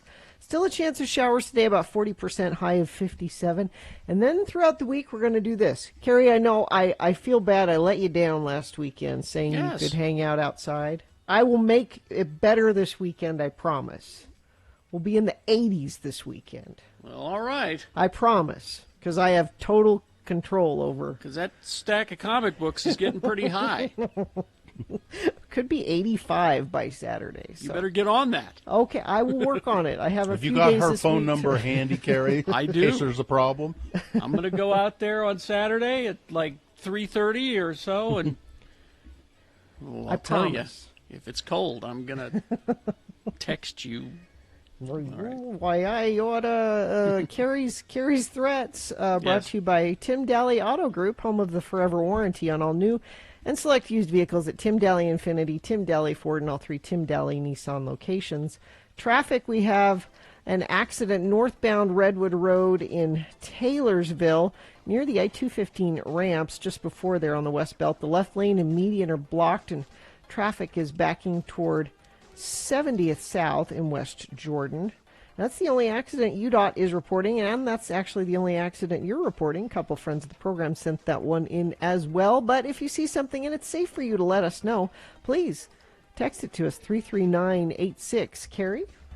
Oh, didn't we do that one? No, I don't think. I thought we already did that one. Okay. Sorry, I was under the assumption that we had already done that. Actually, we did. I'm sorry. Yes. You are correct, sir. Okay. That my power going out threw me off. Are you searching for Pokemon? Locally owned Haster Games has the best selection of Pokemon, Dungeons & Dragons, Magic, and more. Shop online at HasterGames.com or visit the store. 6831 South State. Curbside service is available. Here's boner candidate number 3. 1 hamburger a year. 1. That's all you get. Well, this sorry story began on Thursday last week when President Biden pledged at a virtual climate summit that the United States will cut its greenhouse gas emissions by 50 to 52% compared to 2005 levels by 2030. Biden and the White House briefly outlined a variety of measures that would help, from improving vehicle efficiency to retrofitting buildings to farmers deploying cutting-edge tools to make American soil the next frontier in carbon innovation. So, after that announcement, Fox News began reporting that the Biden administration was going to regulate the amount of red meat that Americans could eat. Yes. With no evidence, but this is a supposed news channel Here's what happened. The Daily Mail, the British paper, the Daily Mail, said, okay, Biden has made these pledges. How is he going to do it? And there was nothing in the summit or the Biden speeches about meat or Americans' diet or anything. But the Daily Mail ran a headline that said, Biden's climate plan could limit you to eat just one burger a month. Yeah. Oh, it was a month. Yeah, could. The article went on to say, although Biden has not yet released any details of the plan, Americans may have to cut their red meat consumption by a whopping 90% and cut their consumption of other animal-based foods in half. Where did the Daily Mail get those numbers? Well, it cited the academic paper, an academic paper that was produced about this. But again, the paper wasn't about Biden, and it wasn't about mandatory restrictions. It was just citing... It was suggesting ways that you could get to that carbon output goal, is all it was saying. That's all. And they took that... Fox News took it. And for a weekend, all weekend long, for 3 days, this was the head story. And it wasn't until just recently that their one main serious news anchor trotted out that was not the case. We were. They didn't say we were wrong. What they said is that the story that we reported, that was not the case. But you know who hasn't apologized or said that wasn't the case or anything, or all of the Republican politicians who took that, Lauren Boebert, among others, and ran with it. And you will never hear a word from them saying, you know what, I was misinformed. This is not the case. Jesse Waters on Fox. Jesse Waters on Fox said, get ready to just have one hamburger. I guess it's a month, not a year. Get ready, one hamburger a month. That's all we're going to be able to have if these people have their way. Now, next round, can we do the same story, but it's the Kamala Harris book? Because Kamala Harris has a children's book, and they're claiming, Fox News is claiming that these kids at the border are being forced to each have a copy of it. It's 100% not true. And it's completely She donated not true. One book, not one box of books, Yeah. not one truckload of books, one book to a book drive. And That's where this story came from. And now it's all over Fox saying she's passing out these books at the border. Well, and to make it even worse, Ducey, after his companion says, well, according to this report, that's not true, Ducey, it's like he didn't even hear her. No. Ducey said, well, the big question we have to ask is this book in English or Spanish or what? No, she just told you the story's not true. Well, we still need to find out whether the book's in Spanish. We need to double down. All right, that's it. So let's do a recap and get to voting, shall let's we? review the first two and vote. Number one, UVax teachers stay away from the kids. A private school in Miami citing false claims that they want to keep. They say to their teachers, if you've been vaccinated, you have to stay away from the students because somehow vaccinated people can mess with the reproductive systems of other people. So stay away from the kids if you've been vaccinated. Number two, Fast and Furious D.C. cops. 2 cop cars totaled in D.C. Because the police officers were drag racing. And number three, one hamburger, it should be a month, I guess. One. That's all you get. All right. There we go. You've got to decide, of these 3 candidates, which one is the worst? Which one deserves to go forward to Boner Fight and possibly become Boner of the Day? Winning here does not make it Boner of the Day. It does secure it a spot in Boner Dome. It gets that chance. But round 2 comes up at 8:20 with 3 more candidates. We get another winner there, and then we take both of those winners and put them against each other. And you decide Boner of the Day this morning at 9:20. That's when Boner Fight happens. But right now, you got to pick your champion from this. Round 1, send one of these 3 candidates forward to Boner Fight. 1, 2, or 3. Remember your candidate number, the one that you think should win. Put that single digit in the message of a text, and then text it to 33986. Easy. Or you can call the producer's booth in Salt Lake at 877-602-9696. Use your voice to vote. Or go online, x96.com. Look for the box that says Boner Voting April 27, 2021, and vote there. You have until the end of these messages to do it. Let's go. This is round 1 of your boners. RanLife.com. Ah, yes, if you want a mortgage, that's where you want to go. Ran Life. It's a local mortgage company. They can really help you. They understand the local real estate and mortgage business better than anybody.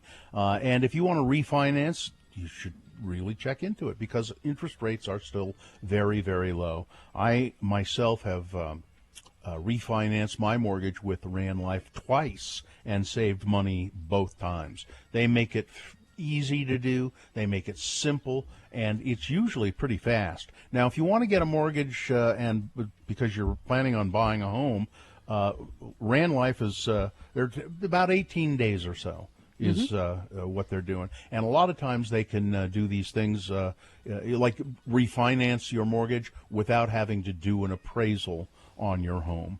So call Ran Life 801-478-4500. That's 478-4500, or go to ranlife.com.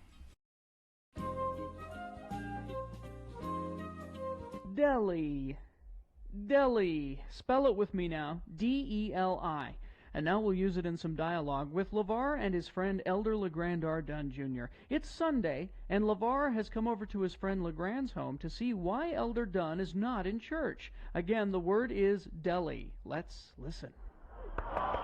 Come in. Oh, there you are, LeGrand. Home all alone in front of the TV on Sunday.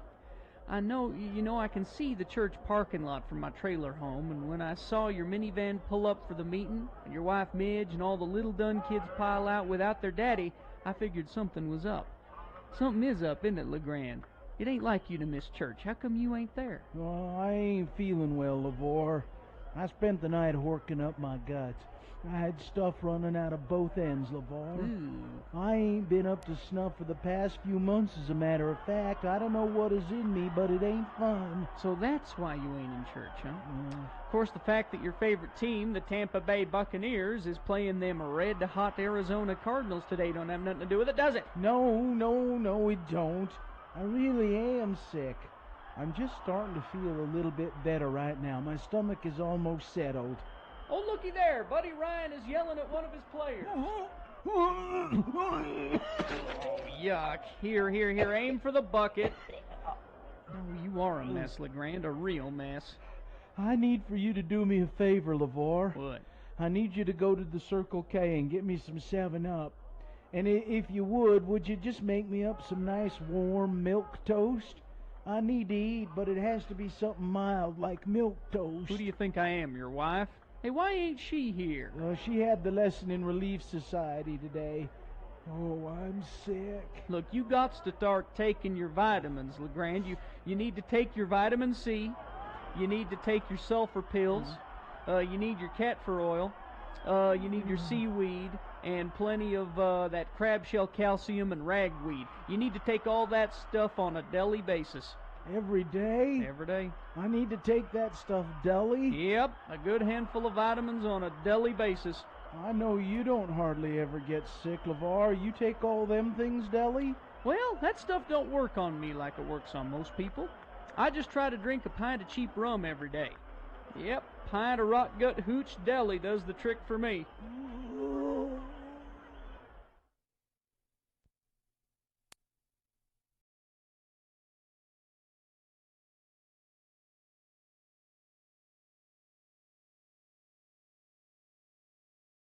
My question is, and this is for you parents, is I didn't know that they still did these. Oh, yeah. The daddy-daughter dance, Mm-hmm. and there's a mommy-son dance. Yeah.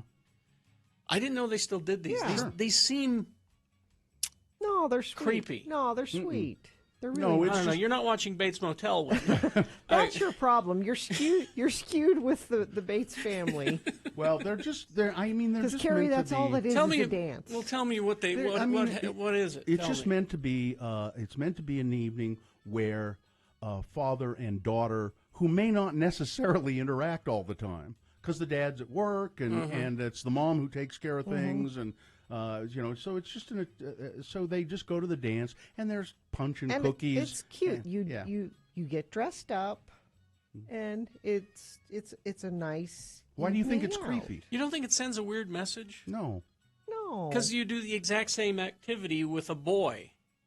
You know, the boy you're dating. It's the exact same activity, the prom, right? Well, except it's or the except harvest there's a, dance. Except or there's a whatever. different intent. And this is no different than No, there's a different intent. If you're taking a girl to the prom, you'll want to after the prom get with her in the back seat of the car, and in the daddy-daughter dance, that never would even occur to you. Well, I mean, really? No, Carrie. Okay, do you think this is cute? All right. When dads that have little girls and the little girl wants to have a little tea party, and she invites daddy to the tea party, and they say That's. I'm not getting Well, laid at the end of a tea party. Kids shouldn't be. Well, it doesn't have to go there. It's Well, just no, nice. but that's what the dance is all That's about. what's in Carrie's mind. See, anytime I went to a high school dance, my goal at the end was to at least Okay. make out. Yeah. You know?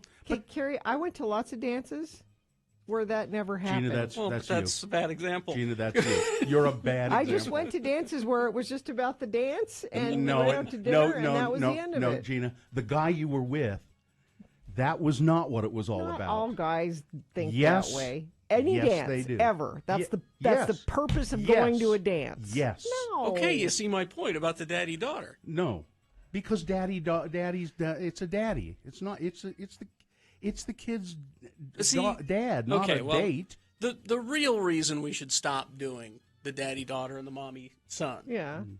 is because this is the age of Disney. At least one of the parents are dead or divorced or something.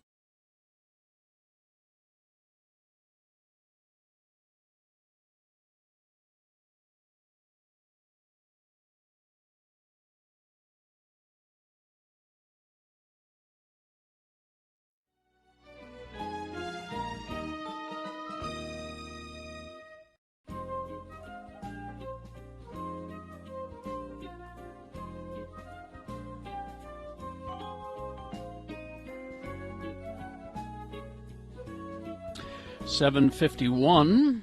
Time to award round one of your boners. A lot of voting, too. Good. And round one of the voting is brought to you in part by a double cheeseburger. Nice. Well, that's 2 months of burger then, Bill. That's your burger for the month, right? I'm counting that as just one month, Gina. If you're looking for an adventure this summer, look no further than your backyard at Nevada's Pony Express territories for both outdoor recreation and fun. Go to loneliestroad.us for more information. We had boner candidate number 1. You vaxxed teachers, stay away from the kids.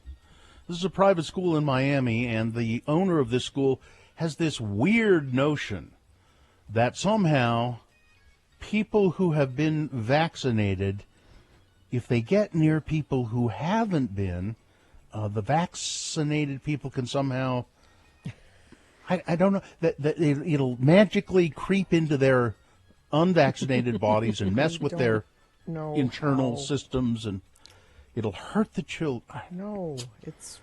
Boner candidate number 2, Fast and Furious cops.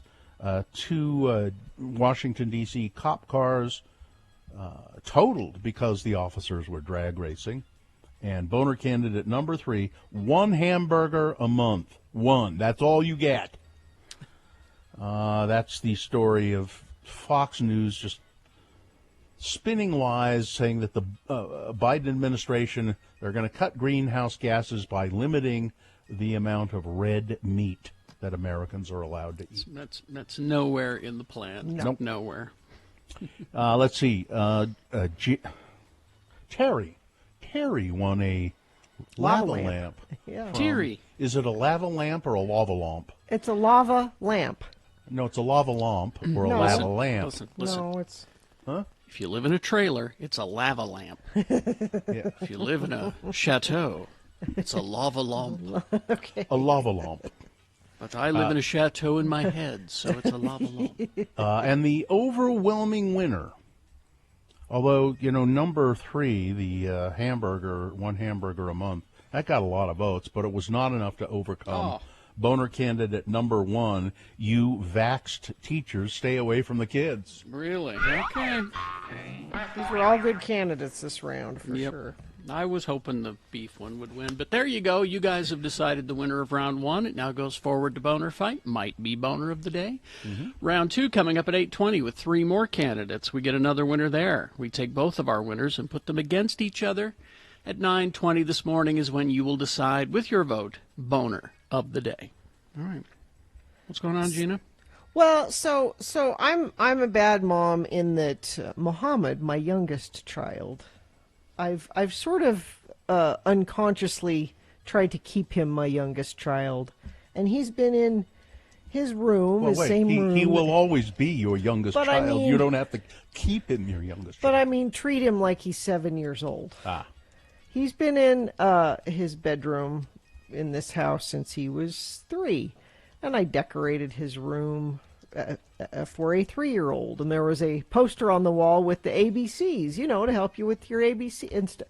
And he pointed out to me about 6 months ago, Mom, I still have that ABCs. He's 13, by the way. I still have that ABCs poster in my room. Well, when you get it, well, then we'll take it down. He said, I would really like to move downstairs to And put up a picture of Farrah Fawcett. to Festus's old room in the basement. He's Greg Brady now. Yes. He deserves his own room. Yes. He's a big boy. I see. Okay. And I agree. He has his own room now. But it's like right next to our room, Yeah. and it's tiny, You know, and it's he hears things. yeah. Well, it's It's best if Why are you Mom know. and Dad jumping on the bed? It's So and Festus moved. Festus is 23. He moved out when he was 19, so he's been gone for a while, and he left a lot of stuff in that room. And I told Muhammad, okay, we'll clean out Festus's room and we'll paint it and make it. Okay, before we move on with the story, Uh-huh. quick question, point of parliamentary procedure Yeah. here. Has Festus maintained ownership, whether not physically, clearly, but mentally, of the items in his room? Well, so in I his talked mind, to- is that still his crap, is what I'm saying. I talked to Festus yesterday, which this could pivot to a Hello Sailor Boy. Okay. And I told him all, and he said, absolutely, Muhammad should take that room. And he apologized. He said, I'm sorry, when I moved out, I didn't get rid of all my crap. Mm-hmm. And he's coming home here in the next week or two. Mm-hmm. And he said, when I get home, I'll go through my stuff and we'll make. Well, Muhammad heard that and he wanted to get started on it. Mm-hmm. Oh, do you need some boxes? So he said, I'm going to start going through the desk in his room. Liquor store, that's where you get some good boxes. I got a bunch of like Girl Scout cookie boxes too. So then I had a fleeting thought of maybe we should all just wait until Festus gets here and let him go through. But that's my vote. That's my vote. Yeah. Having been in a similar situation, in my mind, that crap was still mine. All right. Yeah. Even though I moved out. Yeah. You know. All right. And so Muhammad comes upstairs with a firecracker. Look what I found. Oh my. Okay. No, you can't have that. He's like, oh, there's a bunch of them in there. I said, no, and I handed him a Ziploc bag.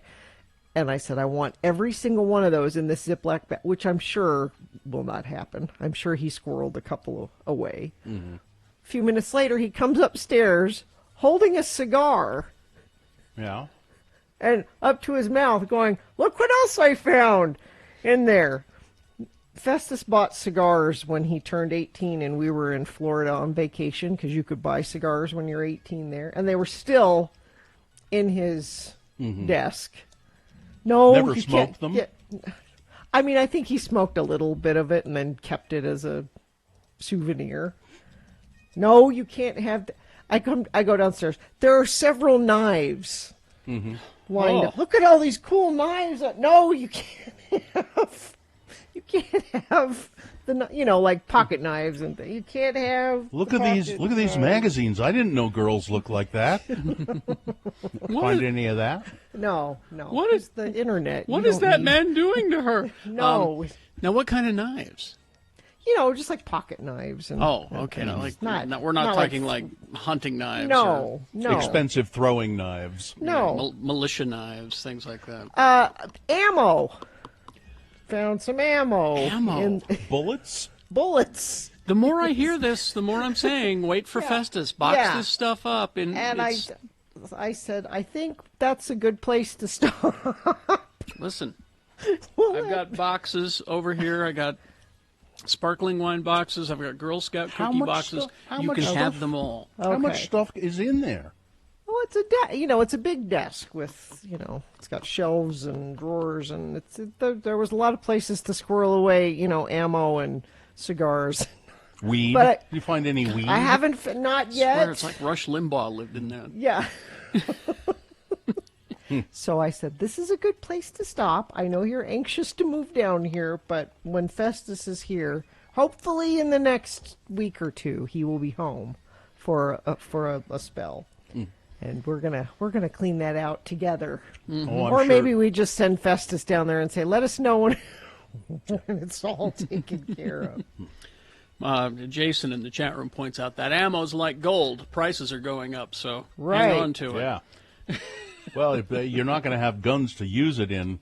Biden They're going to take them away. Yeah. They're. Let's see. Oh yeah. Ed has got this pictured in his head. He sees Festus smoking a cigar and using it to light the firecrackers. When I was a smoker, that's what that's all you need. You'd get your cigarette going, and then you'd light the fireworks with your cigarette. Well, we'll check with Festus and see if that's all right. How that was used. Keep us posted. I will. Traffic, please, Gina.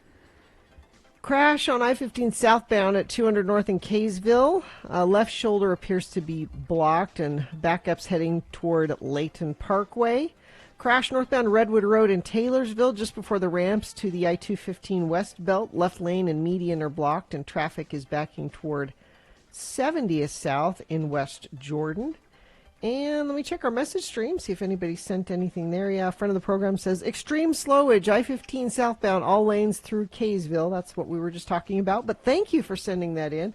Hope you did that safely. 33986 is where that comes in. Consolidate debt, make home repairs, and more with a home equity line of credit from Mountain America. Apply today at macu.com, equal housing lender. All right. Let's see, KXRK Provo. I guess we could try Hello, Yeah, What in the next break. 877-602-9696. Anything you want to ask us, anything you want to, it's open phones.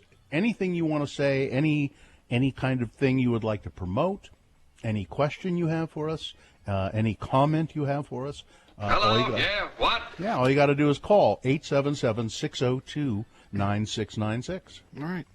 Brooklinen.com is the website, and with their birthday sale happening right now, Brooklinen offering site-wide savings on all things comfort. It's their biggest sale of the year, and, I love my Brooklinen sheets.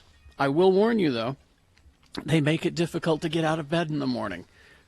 The alarm went off, and I didn't want to go anywhere. It was in such a good place. Brooklinen, founded by husband and wife Rich and Vicky, the goal to create beautiful luxury home essentials at prices that didn't break the bank. And it's their birthday now. It's time for a spring refresh, get yourself some bedding, towels, loungewear even. They're so confident that you'll love everything. They even offer a 365-day warranty. How about that? So get everything you need for a spring refresh during Brooklinen's biggest sale of the year. Shop the Brooklinen birthday sale going on right now. And if you're listening to this on our podcast after the sale ends, don't worry. You can still go to brooklinen.com and use the promo code X96 to get $20 off any purchase of $100 or more. So that's brooklinen.com, BROOKLINEN.com. Enter the promo code X96 to get $20 off any purchase of $100 or more. Brooklinen, everything you need to live your most comfortable life. The workday can get so... I've just been meaning to ask you, Gina, the last 3 days, and I forgot. Well, the last 2 days. What?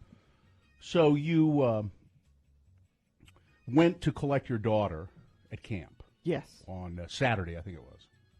Friday. And we'd had some discussion last week about the letters, and that you had written a letter to her, a daily letter that she took with her. Yes. And you instructed her to open one a day. Is yes. That, and being the good little girl she yes. is, I'm sure that's exactly the way she did it. Yes. Whereas when I was a little kid, when I'd gotten to camp, I would just want to open them all. Yeah. Because I wanted to read them all. And then she was incommunicado for a week. For really 7 days? Was it 7 days? Sunday to Friday. Yeah, okay. And so the only communication that you could have with her would be a letter that she would send you. Right. And you kept waiting for the letter. And I said, you're not going to get the letter until after you pick her up. Have you received, as you went to get her and collected her tear-stained pillow and all of the soiled bedding and everything? And she did very well, actually, at camp. Well, I'm sure she did, but I'm saying there wasn't a tear-stained pillow. I joke. I know. Okay. As I got home with her after we picked it up, it was in the mailbox. As I thought. Yes. And was the letter tear-stained? No. Was it very detailed? No, yes. What did she write it the first day, or did she just write it, like the day before you? And then express it. She wrote it halfway through, and she said, "Next year I know to write it earlier in the week." But there you go. But so it might have gotten to you. Mm-hmm. But it was a happy letter. I'm having a great time. And she said, I knew you would ask, Mom. The food is great, is what the letter said. Food is great. I knew you would ask. And then she had no trouble finding an owl to deliver it. No, came right to the. Right. She's very, very methodical in her thinking. She said, I sent it on Wednesday. I should send it earlier next time, but I should at least wait a day till I've done something to write about. So she's figuring out the best day to send it is probably Tuesday and then I would get it. So, but she did great. She wants to go back. So she did the rope swing. She swam in the lake. She went canoeing. No, killed a bear. No, none of that. No. What do they do? What do they sit around and sew? They made bread. That's not camp. You go out. You got to go out and kill squirrels and play capture the flag at night, and then kids get lost in the woods. At the very least, play with the fire. Yeah, roast no fire. Poking a stick in it? No. They So made it's bread. They had morning meditation. What? Sissy camp. We did yoga, Mom. She loved it. That's all that matters. Sissy camp. Okay.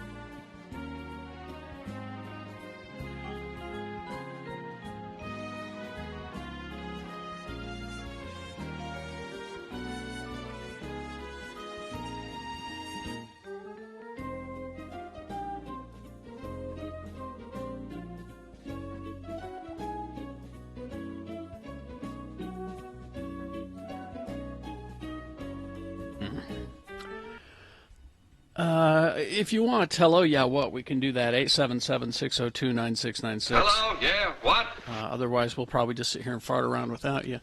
Just call us, 877-602-9696. It's time for a little chat. It's time we had a chat. If I might posit a question that might start a conversation. Yes. I'm curious. I know we have a lot of people that work in the service industry or have worked in the service industry that listen to our show. Mm-hmm. And there are news articles and social media posts and all kinds of stuff I'm seeing where local restaurants and bars cannot find enough people to work there. And I would like to hear from people that worked in the service industry. Are you hesitant to come back and work in restaurants and bars? Are you getting more money from the government right now than you can make? Yeah. I hate to say that's might be part of it, but it might be. Have you, when you lost your service job, did you get a job doing something else that you like more? But I know lots of people that own restaurants and bars, and not just in Salt Lake, all over, that are desperate for people to work there. They're offering good pay, they're offering benefits, they're offering all kinds of incentives, and they cannot find people to work. And I would just like to hear from those workers. Where are you? Why aren't you going back to fast food work or restaurant work? Not just fast food, restaurants and bars. And could it be that they realize that the pay is low, the hours are terrible, the work is hard, and they're not treated great? No, but they're offering. They're offering. If you'd go to, I know you don't do a lot of fast food. I do because I'm out and a lot. That's going to change soon, Gina. I'll tell you why later. Many of the fast food places I drive through, there's a big sign out front saying starting pay $15 an hour. Well, I told you there was a McDonald's somewhere in Florida or something that said, we'll give you $50 if you just come in for an interview. Yeah, no, I mean, it's a problem everywhere. So but it's not pay so much anymore. They're desperate. They're saying we'll give you. Pay wasn't the only thing I listed on my complaints. That's true. The stuff that I'm hearing. So right now, call us 877-602-9696. If you have been in the wait service business and you're not going back, why? Let's. Rob is here. Hi, Rob. Hello. I'm not a waiter or server. I am in the maintenance business, and it's not very well paid. We had an employee that got fired last year just as the pandemic was starting, like in April, May. He was making more money at home because he fought that and he got his unemployment, and he got a $600 additional, I believe, back then. And he didn't go back to work. Well, he's going to have to at some point, right? He's back to work by now, but he took like a year off because of that until all his benefits ran out. That eventually he went back to work. I was here suffering the whole time, but I mean it's just the same as usual, except for with the COVID. I mean the pay ain't great, and they don't hire you enough to be a full-time employee, so you don't get benefits, you don't get insurance. That's part of a problem too. That's true. It's also, I just got a message from our friend Nicole. She works in the beauty industry, massage therapists and manicurists and things like that. She runs a whole salon. She can't find enough people to work there. Same thing. Let's go to, thank you, Rob. Let's go to Hayden. Hayden is on the phone. Go ahead. Hi. Hi. Yeah, I mean, I just wanted to call in because I was a restaurant manager when all this stuff went down, and we had to furlough a lot of employees, and a lot of people didn't come back because of exactly what you were saying, Bill, or Carrie, one of the two. I can't remember exactly, but there were a lot of people honestly making more money than I was as a restaurant manager on unemployment, and a lot of them were like, "No, I don't know if I want to come back." Yeah. Well, like I said, we got to raise the wages. We've got to make the working conditions better, because before the pandemic, people who worked in these industries were treated like, cast-offs. It was like, I can replace you. Well, that's not the case anymore. No.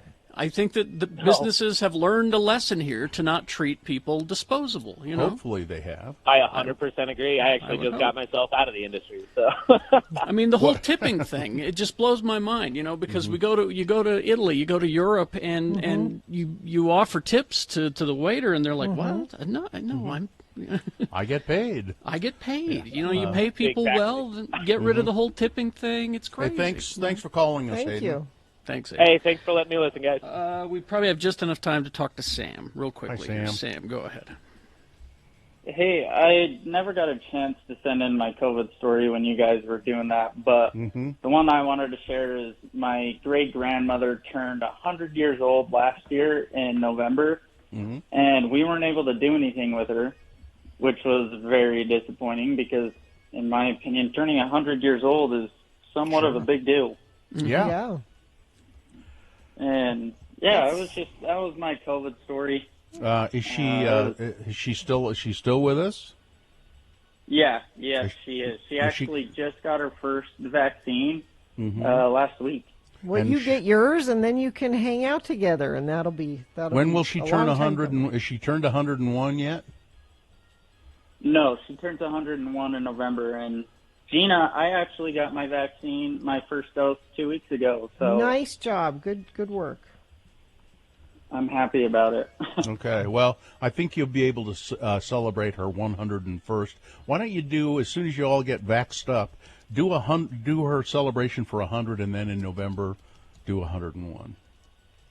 I think that's what we're planning on. Okay. Thank you guys for letting me listen. Thank you. See you later. All right, traffic, Gina, please. Let's See, crash I-15 southbound 200 north in Kaysville. That's causing a lot of issues. Heard from several friends of the program that are stuck in that. Lots of slowage up north. Stalled vehicle exit ramp from I-15 northbound to University Avenue in Provo. The center lane is blocked, backing up traffic there. And let's see if we have any others. Nope, you're not sending in any. But if you do see something and you want to text it to us, you can always do that. 33986. Feel the music as computer graphics and lasers take you for a cosmic ride. Clark Planetarium's light shows play every Friday and Saturday. Tickets are available at clarkplanetarium.org. Mm-hmm. Boners round 2. Here are the candidates you will be considering. Boner candidate number 1, let the bodies pile high. Number 2, excuse me, Tony, it's Dr. Rosario. And boner candidate number 3, 1 grand slam was just not enough. All right, so we've got boners round 2 coming up after these, along with Big Boy News. Stand by. ShamrockPlumbing.net. You know, we talk about Shamrock Plumbing in terms of a lot of just, they've been around for 30 years helping people on the Wasatch Front. They're good for plumbing emergencies. But, they have a whole department, rather, for water softeners, water heaters, purification systems, and they will give you a great price. As a matter of fact, they say, call Shamrock Plumbing for pricing before you buy anywhere else. I actually had a water softener, and Shamrock said, you have one. Let us put one in one of ours. I think you'll like it better. And they were absolutely right. It works great. They are great licensed professionals, and if you have a plumbing emergency, they can come in and fix it lickety-split. They'll get it done for you, and they're fast and clean and efficient. Shamrock Plumbing is who we're talking about. So for emergencies, go ahead, call them. They're great. The phone number is go to shamrockplumbing.net. Well, it's all right there. Do that. I will read it to you. It looks to be typewritten. Yes. Wow. Typewritten, actual letter dated the 9th of October. Nice. Mm-hmm. You're a lucky girl. Don't you wish you got more letters? Oh, you bet. Actual letters? I sure do. The only thing that could make that Email better... doesn't sound like this. The only thing that could make that better is if that had been handwritten. That's true. Oh, that would have been really special. Gina, I would ask you to think about a time before cell phones, blogs, Facebooks, and Twittering. Back a time when people actually wrote letters. A simpler time. Yeah. We raised our kids in the physical world. Yeah. We threw our money away on frivolously silly things. We pursued tangible hobbies, or at least had fun playing. We traveled where we wanted to, when we wanted to. The world was ours for the taking. And we had meaningful conversations with people who were important to us, either face-to-face or on the telephone. Is this from your first boyfriend? No. Those people, if they judged us at all, were polite enough to do so in a way that led to improvement. Okay. What has changed? Nothing, of course, but the perception is now that we have to record or display every aspect of our lives and activities and do it as quickly as possible. Twitter. Does it really matter if you learn that someone took her kids to the park last Tuesday? No. Are a million meaningless opinions any better than a few well-considered ones? No. Must you change your life to fit into the false standard propagated by people you don't even know? No. Of course not.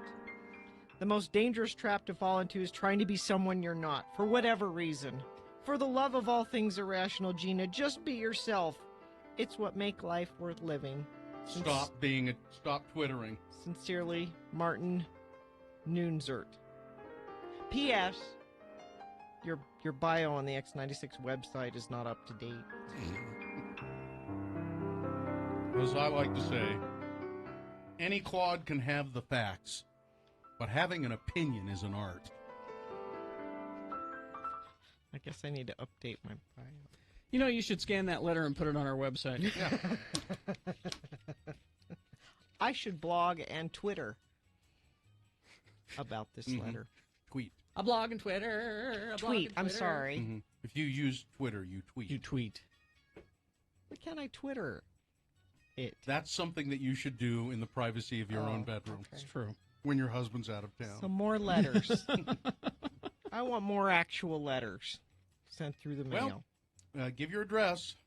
515 South 7th East, Suite 1C, Salt Lake City, Utah, 84102. If they're handwritten, it's even better. Or even better, if they're words cut out of magazines and pasted onto it. That's great. Let me just say this to people writing letters to Gina. You may write them. You won't get them. She will. No. You're not going to take the time to return them. No. Yeah, email's a lot easier to answer. And yeah. But go ahead, send her letters. Try not to use words like nonplussed. Okay. I know nonplussed. Now you.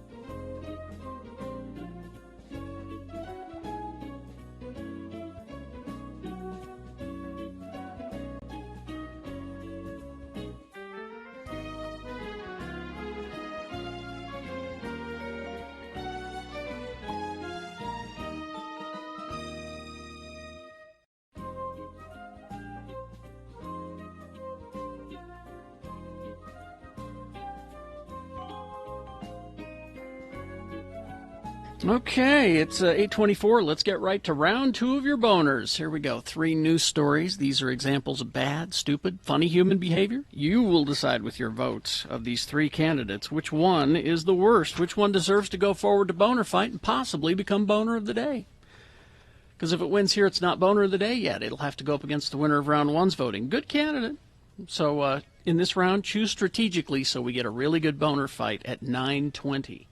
Between our 2 champions, 9:20 this morning. Right now, here we go. Round 2. Send one of these 3 forward. 2 candidates now, a third after the news. Once you've heard all 3, you'll vote, and one of you lucky random boner voters will receive. I can't buy it, gotta win it. Yes, you can pick it up. Radio from Hell boner t-shirt. We have limited office hours, 9 to noon at 50 West Broadway on the 2nd floor. Boner candidate number 1, let the bodies pile high. Boris Johnson, he's the prime minister, you know, faced mounting pressure as conservatives and conservative insiders added weight to claims that the prime minister said he would rather see bodies pile up rather than impose another lockdown on Britain. Faced with fury from relatives of the bereaved, Johnson and senior ministers emphatically denied that he said, quote, no more effing lockdowns. Let the bodies pile high in their thousands. after reluctantly approving a second England-wide lockdown late last year. The claim followed a briefing war at the weekend between Johnson and the former chief aide Dominic Cummings, his former chief aide Dominic Cummings, who resigned from Downing Street after what was believed to be a power struggle with the Prime Minister's fiancée, Carrie Simons. The government is also facing growing calls for a public inquiry into the pandemic that left the UK with one of the worst death tolls among major economies last year. But apparently, Johnson's alleged comments, made after he felt corralled into agreeing a 4-week lockdown in November, months after it was recommended by a lot of scientists to curb soaring coronavirus rates. He's now being urged to perhaps do another lockdown. No effing lockdown. The source claims he said, let the bodies pile high. Boner candidate number 1. There's boner candidate number 2. Excuse me, Tony, it is Dr. Rosario. This is it was quite an exchange, too, if you listen to the audio of it. Black women endure microaggressions, or they have to swallow full-on racism every single day in their workspaces, or merely existing in the world. But rarely are they recorded for the world to see and hear, and even more infrequently do they result in the appropriate punishment for the person who enacted them. Thankfully, this is this case of Dr. Carrie Rosario. The proper punishment was finally meted out. What happened was, according to the Charlotte Observer, a white official in North Carolina was fired because he refused to use the honorific in Dr. Rosario's name, and the whole thing was televised. Tony Collins, member of the Greensboro Zoning Commission, before he was removed by the city council for his disrespect. The incident took place at the end of a 4-hour zoning commission meeting. During the meeting, Dr. Rosario expressed her concerns about a new development project near her home.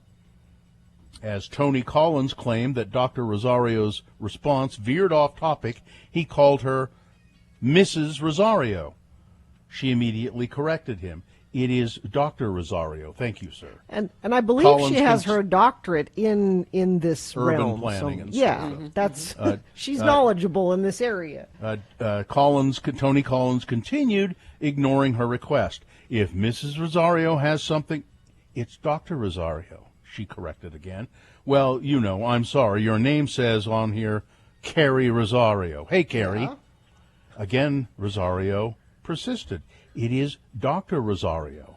I wouldn't call you Tony, so please, sir, call me as I would like to be called. Collins said, well, it doesn't really matter. Apparently it It matters does. to her. Rosario, she said it matters to me. It matters to me, and out of respect, I would like you to call me by the name that I'm asking you to call me by. Well, your screen says Carrie Rosario. I'm going to tell you one more time, she said. Exactly. I think it speaks negatively of you as a commissioner to be disrespectful to me this way. Yes. I am Dr. Rosario, and it has some bearing on what we're talking about. Well, fortunately, Tony, the commissioner, Tony. Mr. Collins, was the city council agreed, and they removed him from his position. Boner candidate number 2. Excuse me, Tony, it's Dr. Rosario. It should have been one time. Yeah. Oh, One and time. it should have been, I'm sorry, I didn't realize that. Yeah. Absolutely. Well, actually, I'm sorry, that Dr. did Rosario. happen. That did happen with another commissioner. I think it was earlier.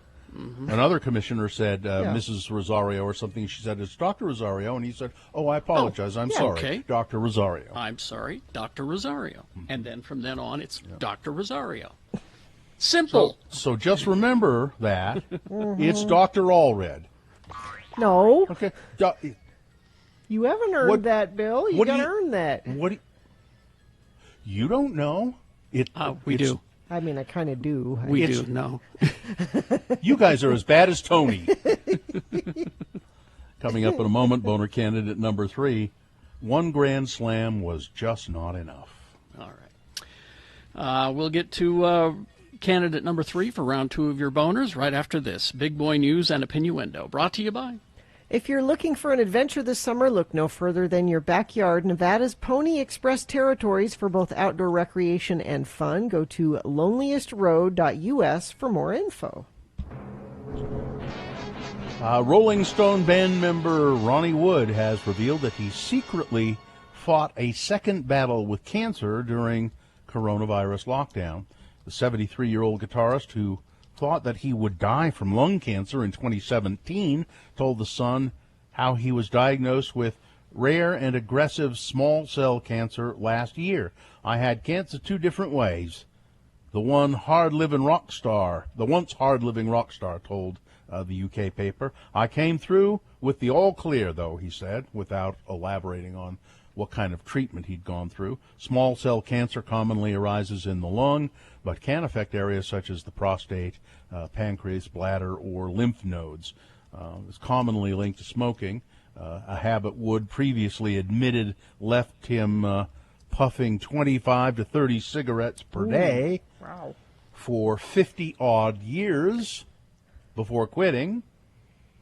I'm going through a lot of problems right now, but throughout my recovery, you just have to let it go. And when you hand the outcome over to your higher power, that's a magic thing, he said. Who would have ever thought a Rolling Stone would say, I'm just giving it over to a higher power? That's right, I'm letting Mick take care of me. There you go, Mick. I'm letting Figure Mick this out. Well, right, Ron, let me tell you. We'll get rid of that. Yeah. I bet Katie's excited to know that Berserkers is coming out pretty soon. Have you seen the trailer for this, Katie? Berserkers. It's here to consume your bowels and eat your face off, it says. Well, that sounds terrible. Director Jacob Mullican and Wild-Eyed releasing comes the horror comedy that unites the zombie genre, that turns the zombie genre on its head. The movie is called Insane, Funny, and full of high energy and gore. Berserkers. It's got everything. It promises to unleash all kinds of undead madness. I'm excited. It's based off of Keanu Reeves' comic book. Oh, there you go. Is that what it is? And yeah, my fiance just bought that comic book, actually. Now be careful. There are 2 different Berserker projects out there. Oh, okay. There's Keanu Reeves ones, which is where he couldn't afford any vowels. He's spelling it BRZ, RKR. And that's a character. This is a different project. It's confusing for everyone. Maybe that's by design. I don't know. But 2 Berserker projects out there.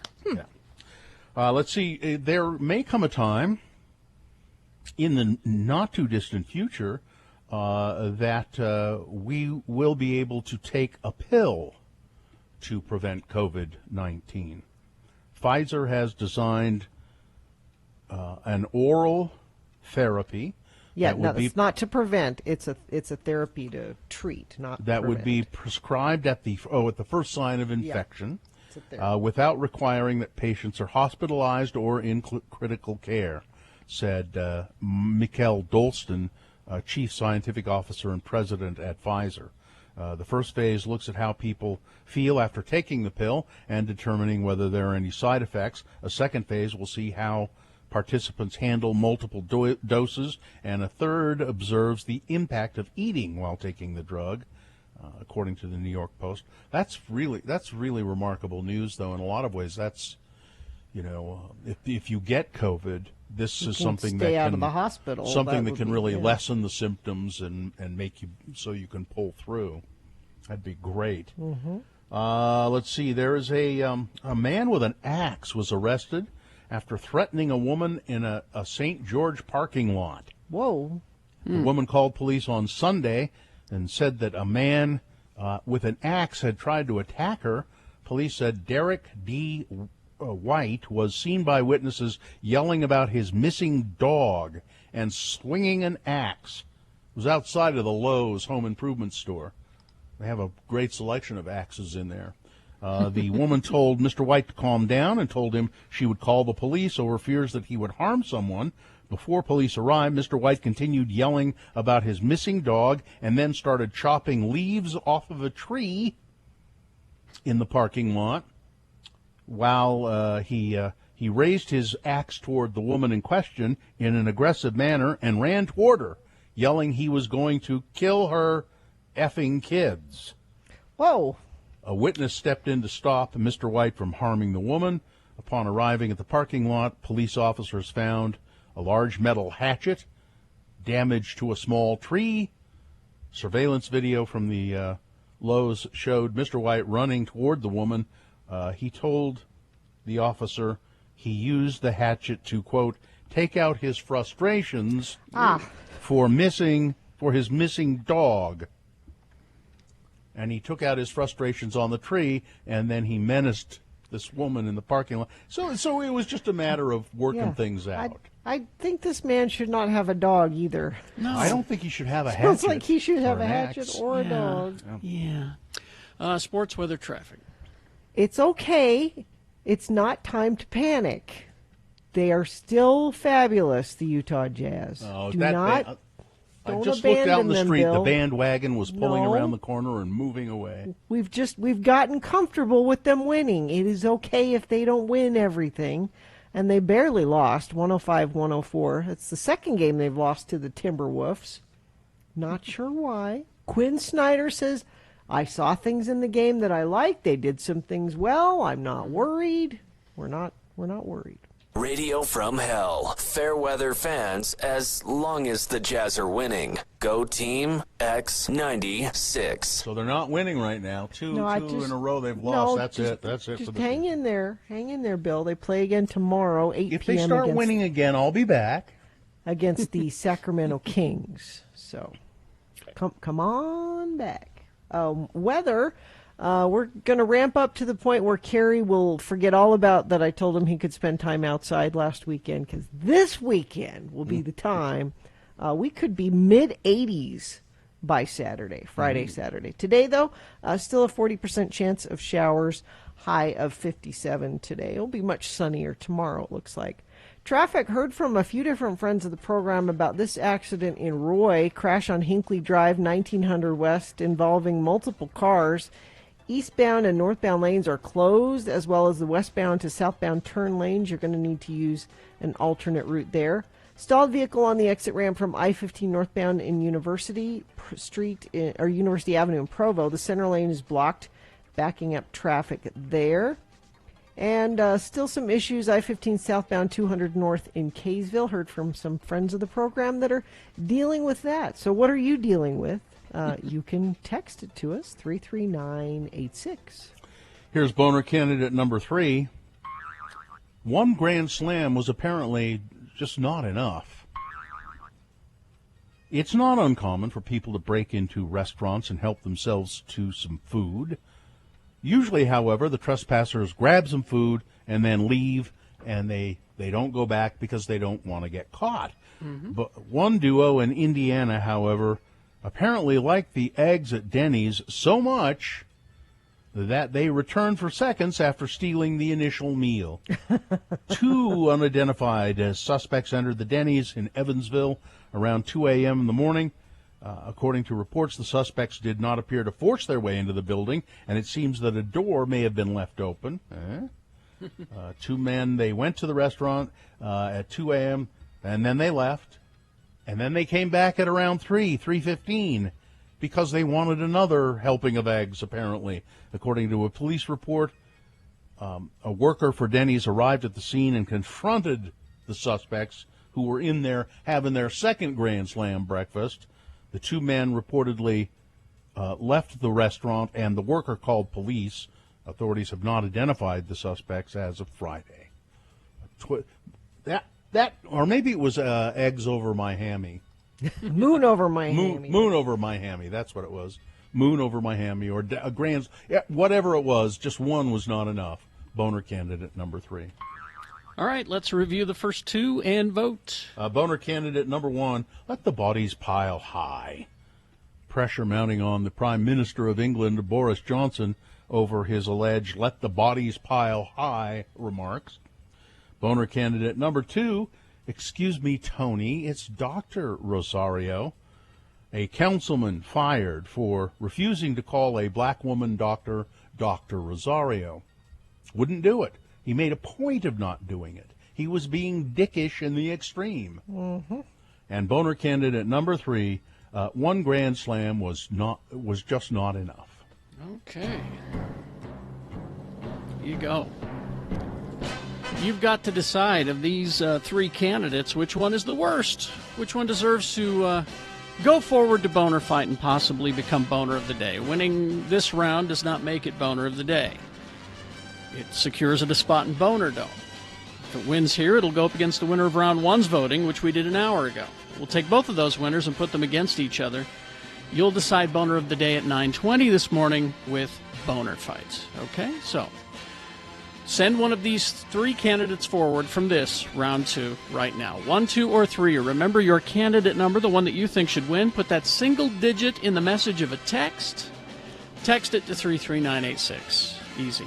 Or call 877-602-9696. Use your voice to vote.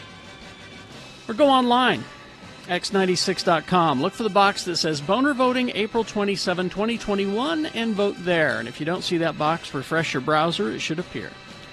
You have only until the end of these messages to do it. Let's go. This is round 2. It is the 23rd century. Humans have left the lowly confines of planet Earth and have sought their destiny among the stars. While many things have changed, one constant remains: the need for young men to venture forth and do the work of the Lord. This is the tale of 2 such men who at the age of 19 have answered the call of their general authorities and are embarking on a 2-year mission to spread the gospel throughout the galaxy. This is the story of Space Elders! In this episode, we find our missionaries tracting underground on Janus 6.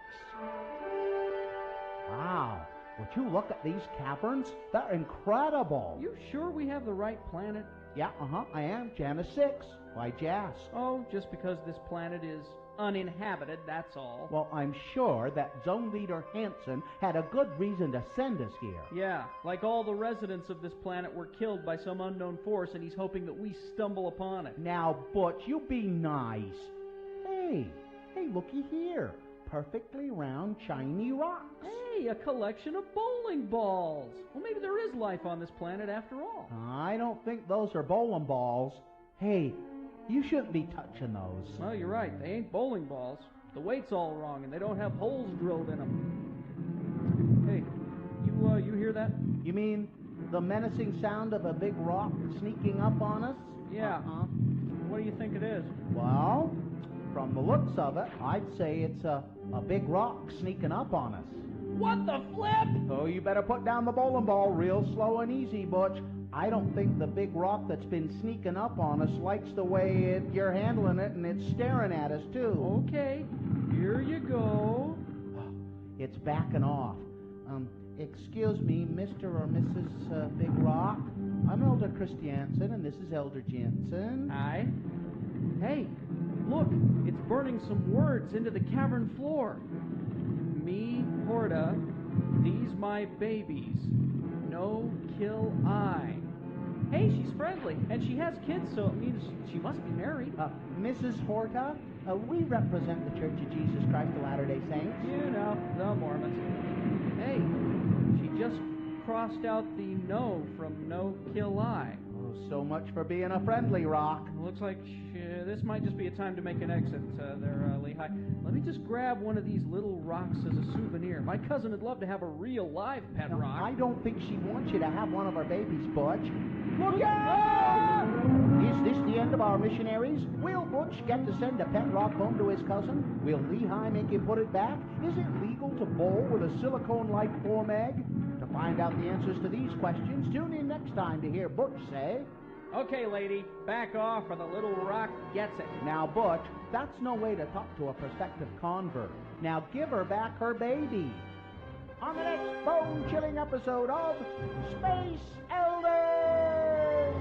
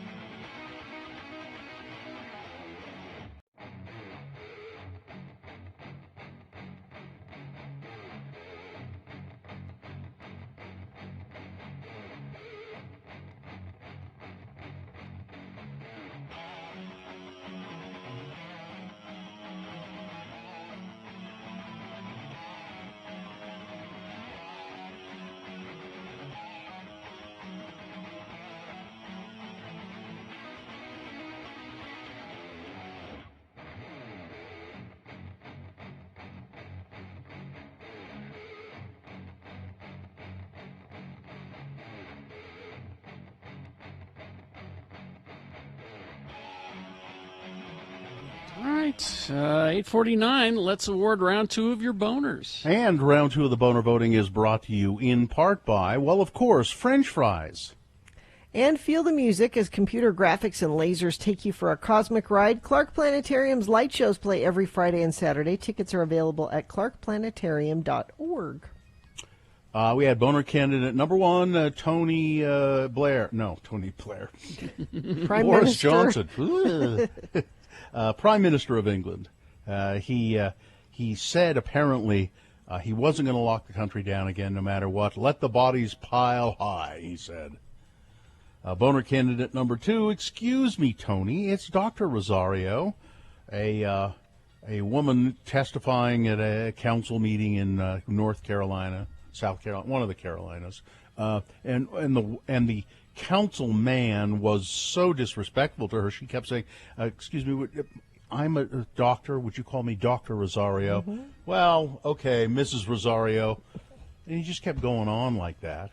He did get his just desserts, however, and was fired. Good.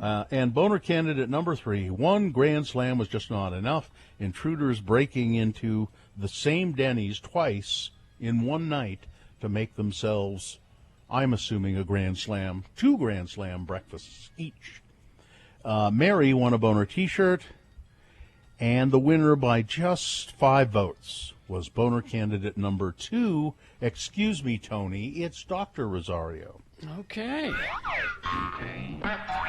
That's your winner of round 2. Now goes forward to boner fight. Might be boner of the day. Depends on how well it does against the winner of round 1. You'll find out and you'll vote at 9:20 this morning. That's when boner fight happens. Go ahead and hit that, Katie. The following is a sponsored feature. Oh, no, sorry. What I meant to do was, there we go. Hi, Mark Stewart. Are you Mark there? Stewart. I'm here. Yeah, Mark. Wait a minute, Mark. You sound like you're driving. Are you distracted driving? I hope not. Mark, good heavens. Mark? Yes. Are you driving? Can you hear me? Yeah. Yes. Are you driving? I am driving, well, but I'm hands-free. Oh, okay. Well, this is Mark is with the advocates, and I just think it's ironic that we were going to talk about distracted driving today and awareness of cyclists and pedestrians and all of that kind of stuff, because it is a serious problem. Right. But you feel confident. Yeah, it's a big problem. You feel confident, though. I feel okay. very confident. Okay. I'm okay. Yeah, like I said, if you're the rule that we always tell people is if you're going to talk on your phone, make sure that it's cordless. Mm-hmm. Sorry, not cordless, but that it's Bluetooth when you're driving. Yeah. And generally, for a brief conversation, as this one will be, you're okay while you're driving. How many calls do you think the advocates get a month from accidents that have involved distracted driving?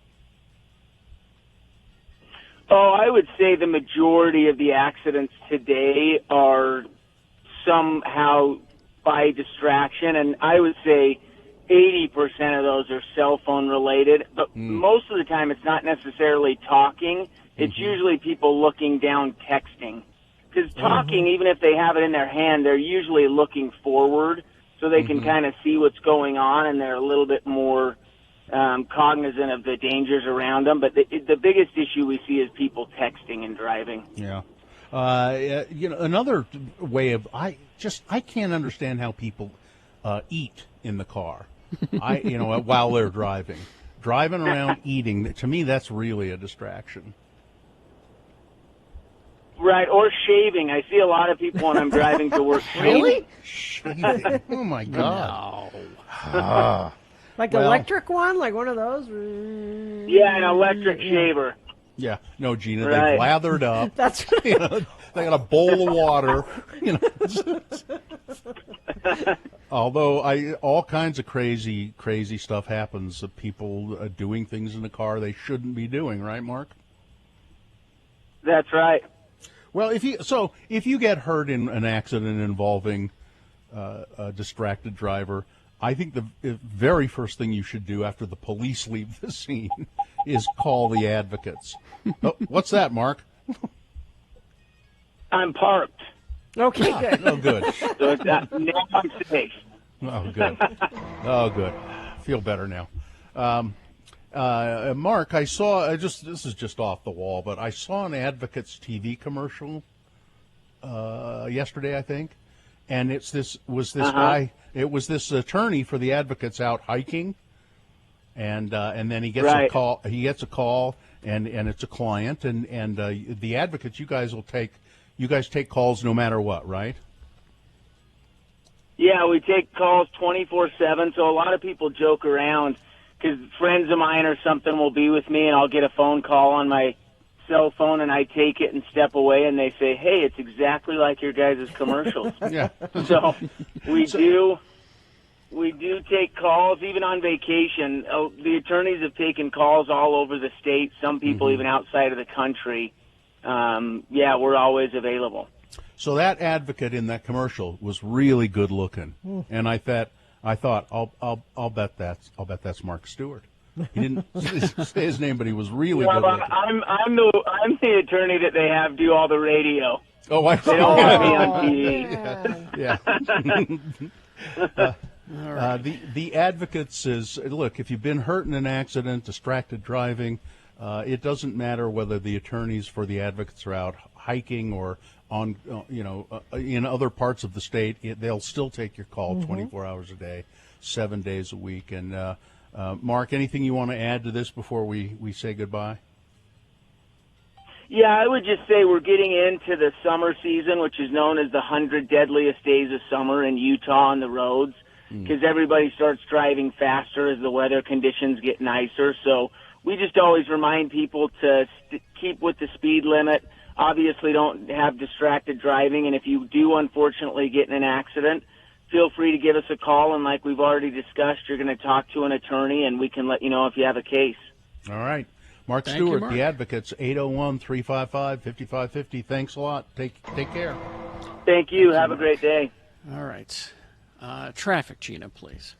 Yeah, that trouble in Roy, I've actually heard from several friends of the program dealing with this crash on Hinckley Drive, 1900 West. Several cars involved. The eastbound and northbound lanes are closed, as well as the westbound to southbound turn lanes. You're going to want to avoid that area completely. But that's the only accident I'm seeing on the UDOT website as well. So, as always, if you see something, you can text it to us, 33986. All right. We will take a break. We will be back. It's Tuesday Tunes with Todd. Oh, okay. That's coming up. Stand by for that. KXRK Provo. Sensuous. Sensuous. Spell it with me now. SENSUOUS. And now we'll use it in some dialogue between our two Utah friends, LeVar and LeGrand. Elder LeGrand R. Dunn is on the roof of his lovely West Valley bungalow installing some new shingles. His friend LeVar is down below on the porch having a nice cold glass of root beer. Again, the word is sensuous. Looks like you're doing a bang-up job with them shingles, LeGrand. That hole's being patched up just fine. Well, I got to get this done before the snow flies. I don't want no leaking on my food storage room again this winter. Well, if you don't want no leaking in the food storage, then you should keep LeGrand Jr. out of there. What? Nothing. Looks like it's kind of hot up there, LeGrand. Yep. I'm as hot up here as a tin-roof cat house. You're what? Nothing. Hey, what's that you're drinking down there? Rut beer. Nice, ice-cold rut beer. Bet you could use some up there. I could for sure. I'm as hot as a hot dog with mustard and relish. Well, say, that's pretty hot.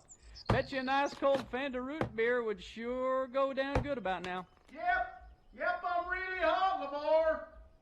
I'm so hot that if you was to, hold an old dry Christmas tree next to me, it would just go up like a match. What? I'm a hot tamale, LeVar. Well, that's hot. Hot for sure. Bet you could use a cold drink. Some Fanta root beer, maybe. Like the one I'm sitting here in the Shays Lounge drinking right now. Yep. I'm a firecracker, LeVar. Why would you say that, LeGrand? Never mind. I think maybe I'll just get down. Climb all the way down the ladder and go all and maybe get myself a sandwich and a cold drink. What, cold drink, like a root beer? Maybe. Well, what kind of sandwich would you get? Pickled egg and tuna. Why? Well, I was thinking that since you was getting down the ladder and going into the house, since you was doing that, maybe you could get me a sandwich as well and another nice cold root beer too? Since you was already thinking about going.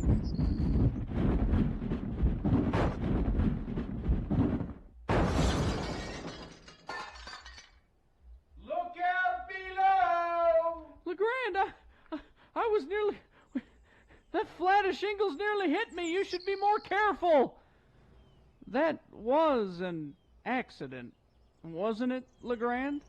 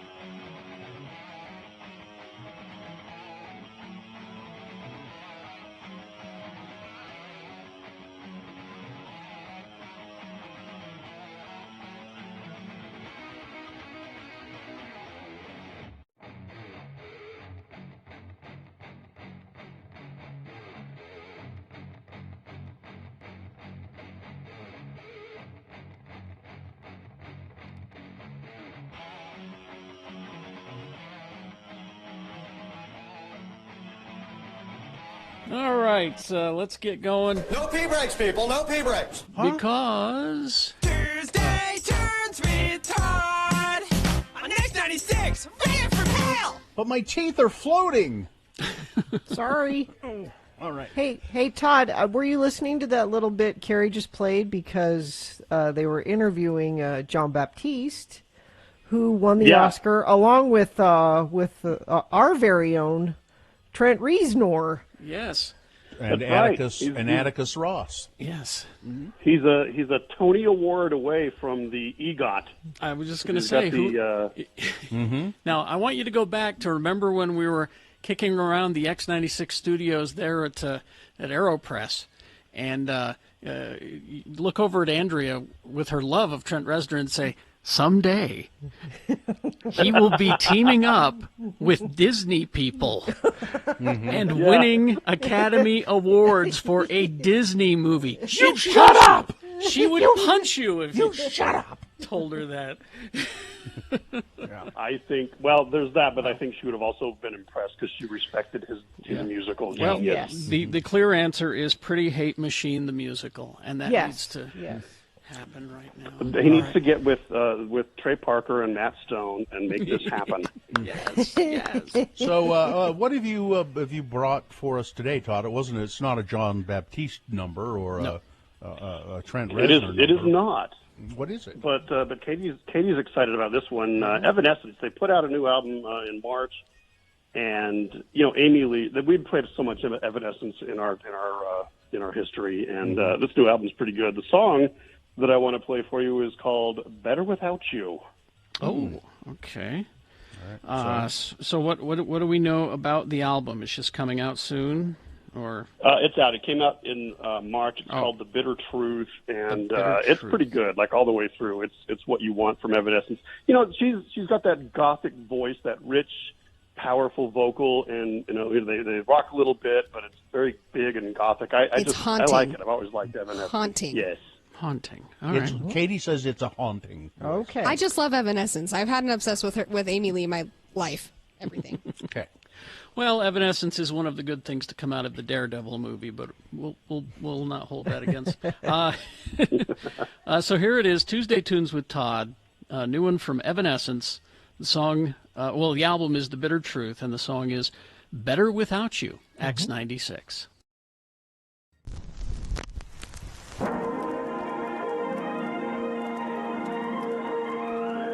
It's often said that people of Utah speak a language all their own. It's a language that's often confusing and even incomprehensible to newcomers here in the Beehive State. So, Radio from Hell presents a handy guide to help everyone understand how the natives speak. It's the Utah word of the day, and today's word is... moan. M-O-A-N, moan. How is this Utah word used? Well, let's find out by looking into our two Utah simples as they converse, one with the other. Listen carefully for the word of the day, moan. Say there, LeGrand. I gotta say, I am impressed with you. What? I don't know whatever you mean, LeVar. I don't think you've ever paid me one compliment in our lives. I mean, I thought you was pretty sure that you had me figured out and that there was nothing I could do, or would do for that matter, that would ever impress you. I was resigned to the cold, hard fact that I was, in your eyes, unimpressive. That I, again in your eyes, was incapable of having a moment that I could be proud of, because I knew that you was proud to have me as a friend. I mean, I never felt that you felt that I was worth, once more in your eyes, of true and honest friendship. Well, for hell's sakes, I had no idea you was carrying around this heavy satchel of resentfulness toward me, LeGrand. I mean, you ain't the sharpest spoon in the drawer, but you're okay. I've always thought of you as a friend, in that you are the kind of person that when he needs a shovel or a rake or a lawnmower or other tools and household fixer-up items, the kind of friend that don't hesitate to borrow and then never return them items to me. You're that kind of friend. Well... And hence the reason I said I'm impressed with you. What? You have stopped your borrowing ways. You don't ask me for stuff anymore. Well, that's right. And you know why? I went to the Ace the other day, and I bought all kinds of stuff. And now I don't need to borrow your tools. I got my own. I said to myself, LeGrand, stop your borrowing ways. And so I spent a bunch of money and got Gordon tools and household tools and the like. I got my own now. Well, I guess you could say you've grown. Yep, got my own, except for a lawnmower. They're expensive. Can I borrow your lawnmower? Join us again some other time as we examine how the Utah natives speak with the Utah Word of the Day.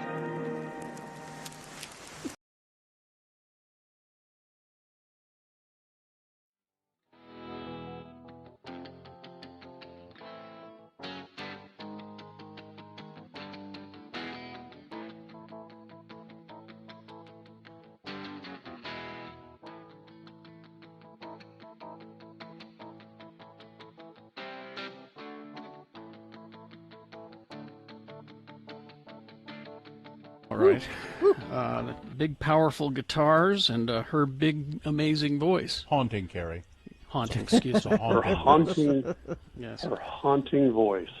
Evanescence, Better Without You. And I guess we're one of the few stations you can hear this song on, apparently. Yeah, a lot of people don't understand why they should play this, but I do. So Yeah. we're going to Todd have the gets record it. and see how it goes. Yeah, good. Sets us apart, doesn't it? Indeed. Well, I thank you for putting it on there because I'm in love with it. So See, Katie's a good focus group. She understands. thank you.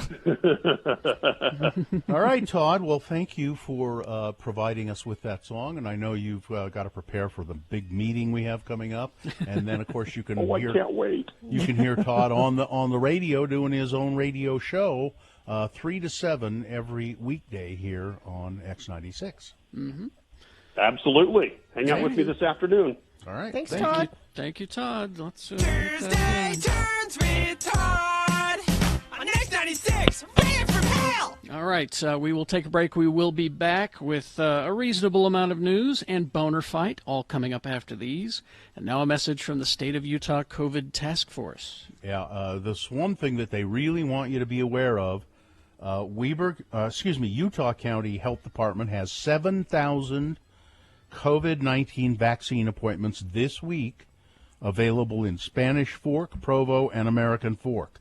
7,000, and that you can schedule it by going to healthevents.utahcounty.gov. Now, this is for people 16 and older. It's absolutely free.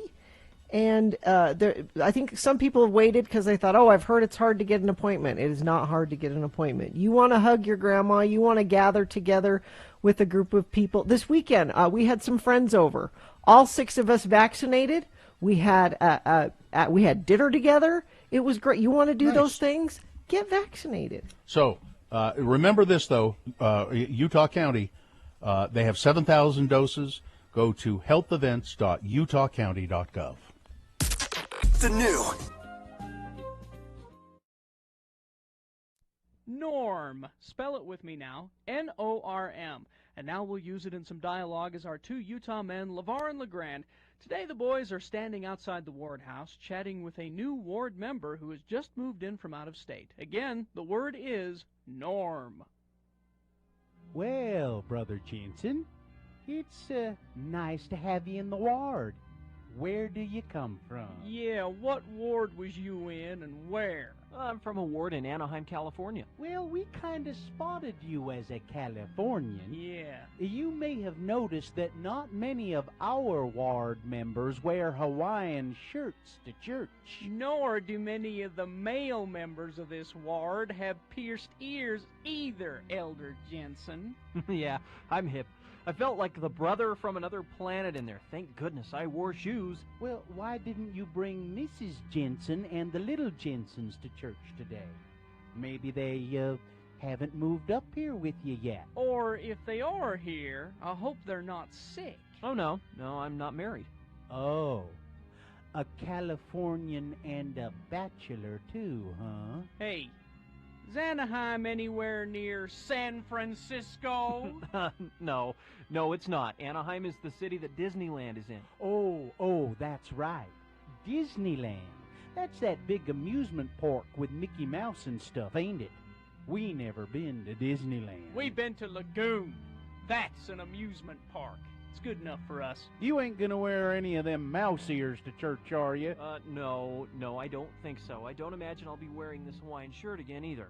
So, what did you do for a living down there in Anaheim? Well, I was and still am a tax accountant, and because you fellows have been so nice, I'd be happy to offer you some tax advice for free. I don't pay taxes. I don't have an income, so I don't pay no taxes. And I have a fellow that does my taxes, Norm.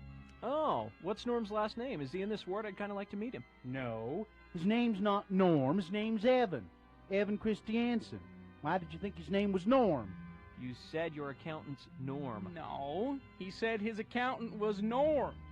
It's a city near Provo, Utah. Orm! That's where this Evan guy is. Norm! Oh, sorry. Sure. We'll see you next Sunday, Brother Jensen. You should save that shirt you're wearing, too. I'm sure we'll have some kind of luau night in the cultural hall this spring sometime. Yeah, we all get a little crazy that night.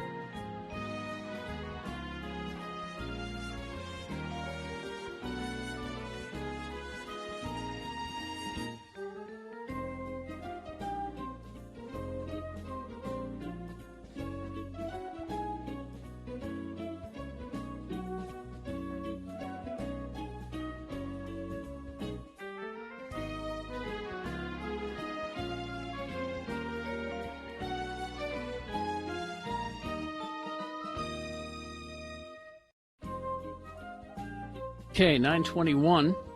We do have a boner fight coming up here in about 6 minutes, it looks like. So before that, a reasonable amount of news brought to you by... Have these almonds. What? And it's just a 100-calorie pack of almonds. And you know what you get with a 100-calorie pack of almonds? Very few even almonds. Very enough almonds to do anything. You'd get more almonds than cashews, I think. Yeah. The cashews are what's bringing you down. Yeah. Is that the thing? They're a fatty nut. Yes, they are. I shouldn't eat a cashew? No, I'm saying eat a cashew. Just know what you're eating. I had a friend who was a fatty nut. It's a fatty nut. Well, ABC is speaking out about these 100-calorie nut packs. Oh, my. No, they're talking about the controversial ending to the Oscars ceremony, which included not only ending on Best Actor and not Best Picture, as has been the tradition, but also not giving the award to Chadwick Boseman in what was built up to be a climactic moment. Rob Mills gave an extensive interview and spoke about the moment. It was not meant to end on somebody who was not present. ABC's Rob Mills told Variety. Of course. It was, you wouldn't plan that. It was a calculated risk Yeah. that I think still paid off because everybody's talking about it. Similarly, he said, nobody wants the wrong thing to happen, like it did 3 years ago when they flubbed the announcement. Warren Beatty had the... Yeah.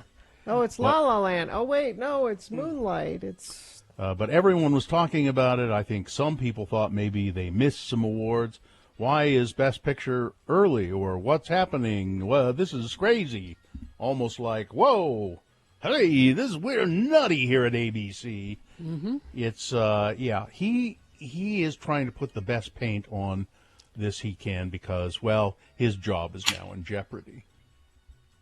His job is now, he's in danger of losing his job, not only because of this poorly conceived ending, but because the number of people watching is way down. Well, and why they're trying to make it a ratings success, I don't know. You know, they should just not even try. Well, because they want to sell it. They want, advertisers to pay big bucks for it. You can try selling it, but it's clear the American people aren't buying it. So maybe you I should buy try. it every year. That's why I'm saying a pay-per-view event of some kind rather than broadcast. You're going to make money on a pay-per-view. You don't have to worry about advertising. But that's true, Kerry. But still, even if this had been pay-per-view, it would have sucked. I mean, it's. I thought it was fine myself. They need to fix it. Oh, I don't know terrible. I don't know what you need to do. How fix the Academy Awards? How Yeah, do you fix the Academy Bring back Awards? Billy Crystal. I don't think so. Billy Crystal. I wouldn't bring this... back Billy Crystal, but I would have a bright, witty host, and they tried that. Well, and it's worked better than this did. Even Chris Rock got complaints. It seemed to me like there was nothing. There was no coherence to it. Everything just kind of floated in and then floated out. And I don't think you can count this one. This was like pandemic stuff. This one doesn't count. I disagree. I thought this one went No? just fine. I just think that the idea of an Academy Awards is people. It's something that people say they want, but they don't. Was it really fine cutting to the theater? What's it called? The Dolby. The Dolby Theater. Was it really fine cutting to the Dolby Theater to see people wearing masks sitting in various... There was no point. No, that's why it was you can't stupid. count. I didn't have a problem with it. If they focused more on Kerry, if they focused more on your Marvel people, your Avengers, your DC but that's why they opened it up from just 5 Best Picture nominees. You remember they tried that too, and it didn't work. There weren't very many clips. People like to see the clips from the movies. Even if they haven't seen the movie, they want to see the clips. They show clips. Ratings are still low. I'm telling you, people say they want an Academy Awards. They really don't. Let's see. Let's move on to those damn Academy Awards. Now, I mentioned this earlier. It's a warning.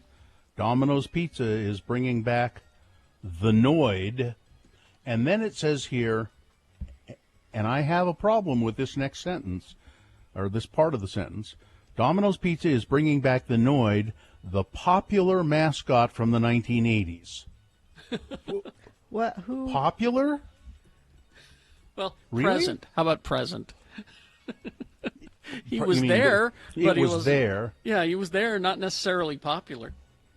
It was like, what was that Burger? I was trying to think that Burger King campaign that they did with.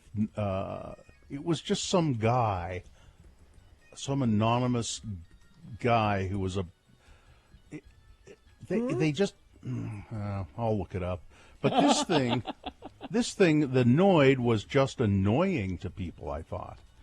But if you don't remember, the Noid was a bunny-suited anti-hero, again, that appeared in Domino's commercials using antics like ice shooting machines to try to prevent delivery of hot pizza. Yeah. What does he have against hot pizza? Why does he hate people enjoying hot pizza? Knows what. Hot pizza knows what it did to the Noid. You know, everyone's painting the Noid as the villain here, all right? I'm saying there's a backstory. Well, the commercial always advised watchers, listeners, to avoid the Noid. And the way you would avoid the Noid is by ordering your pizza from Domino's. So, okay, that's a proven winner, I guess. The Centers for Disease Control updates on COVID-19 guidance for summer camps. They're saying, yeah, you can have summer camp. You know, a lot of people send their kids off to camp. But it emphasizes vaccines. Everyone who goes to summer camp should be vaccinated. Wear masks at summer camp and still do social distancing. Now, when you're around the campfire, it's pretty hard to do kumbaya if you can't put your arms around each other. I know, but you're going to have to this year. Be socially distanced. Sport and athletic activities, yes, you can do them, but do them outdoors, and masks should be worn even when you're playing these activities. So. Somebody remembered who you were thinking of in the burger. Who is it? Herb. Herb, that's it. Oh, my God. You remember? This is a texter reminded you. Yeah. Herb, he never had tried a Whopper. Yeah. It was the worst conceived campaign ever. It was like people would. I think people could stop going to Burger King just because of that. Herb. It's Bonafide with Radio from Hell on X96. Herb. Poor Herb. All right, here we go. The winner from round 1 going up against the winner from round 2. These are two excellent boner candidates. I don't know who, I have no concept of who's going to win here. Boner candidate number 1 is, that's from the 7 o'clock hour, you vaxxed teachers should really stay away from the kids. This is a private school in Miami citing false claims that vaccinated people can disrupt the health of unvaccinated people by being around them. So they're saying to their teachers, if you have been vaccinated, we're going to have to keep you away from the kids at the school because the kids aren't vaccinated and you're vaccinated. It's just really wild and unsubstantiated claims. It's very strange. Going up against number 2, excuse me, Tony, it's Dr. Rosario, a white councilman in South Carolina or North Carolina, I don't know, refusing to refer to this woman, this black woman, using her honorific of doctor. She is a doctor, Dr. Carrie Rosario, she's got a doctorate in urban planning or something like that. And they were talking about planning issues, and the white councilman kept saying, now, Mrs. Rosario, please, it's Dr. Rosario. All right, whatever. Now, Mrs. Rosario, if please, if she just keeps going, she keeps saying, this is what I want you to call me. It's important to me. And he kept refusing. He did lose his job as a commissioner, rightfully so. All right. So that's number 2. Thank you very much. All right, so you've got to decide of these 2 candidates, which one is the worst, which one should be boner of the day, 1 or 2. Remember your candidate number, the one that you think should win. Put that single digit in the message of a text, and then text that to 33986. Or call our producer's booth in Salt Lake at 877-602-9696. Or go online, x96.com, look for the box that says Boner Fight, April 27th, 2021, and vote there. Chances are you won't see that box right away, so let the page load and then refresh your browser. It should come up because we just put it up there just in time for you to vote for this Boner of the Day. Let's go. It is the 23rd century. Humans have left the lowly confines of planet Earth and have sought their destiny among the stars. While many things have changed, one constant remains: the need for young men to venture forth and do the work of the Lord. This is the tale of 2 such men who at the age of 19 have answered the call of their general authorities and are embarking on a 2-year mission to spread the gospel throughout the galaxy. This is the story of Space Elders! Our elders have just rendezvoused their warp-capable 10-speed bikes with the USS Porkrine, a small craft manned, if you will excuse the misuse of the term, by pigs. Not your ordinary run-of-the-mill pigs, mind you, but sentient, talking pigs. Pigs in space! Welcome aboard, gentlemen. I am Captain Link Hogthrob, commander of the USS Porkrind. This is my first officer, Miss Piggy. And that pig over there is our ship's physician, Dr. Strangepork. Hello, elders. Hi, I'm Elder Chris Jensen, and this is my companion, Elder Jensen. We represent the Church of Jesus Christ of Latter-day Saints. You know, the Mormons. We have heard tales of your exploits from other space vessels. Yes. Is it true that your church provides for eternal marriages? Well, yes, ma'am, it is. Eternal meaning in this life, in the next life, and forever and ever? Kind of like syndication? Yeah. Would the frog, I mean the groom, in question have to be a willing participant? That's the way it's usually done. All right, let's cut to the chase here. Does the Mormon Church recognize marriages between beings from different species? Well, such as? Pigs and frogs, you idiot! Don't you ever watch the show? Well, I believe that you'd have to seek the counsel of your bishop. I don't think we're authorized to make such a decision here in the field. I think we've reached the point in the sketch where I begin to assault our guest with karate chops. Hi! No, wait. I think I can shed some light on the subject. Now, both you and the frog in question are made of flannel and have men's hands up your... Elder Jensen! No, what I mean is that you're both Muppets, and therefore not different species. I mean, I see no reason why you can't be sealed to one another. Oh, Captain Hogthrob can marry people! You guys wait right here while I find my Kermie! Will Elder Jensen get sent home for telling pigs and frogs that they can marry one another? Will Captain Link Hogthrob get sent home for marrying a pig and a frog? Will Kermit the Frog find a way to get our elders off the Muppet Show and back into normal space? Find the answers to these and far more exciting questions on the next tail-curling episode of Space Elders!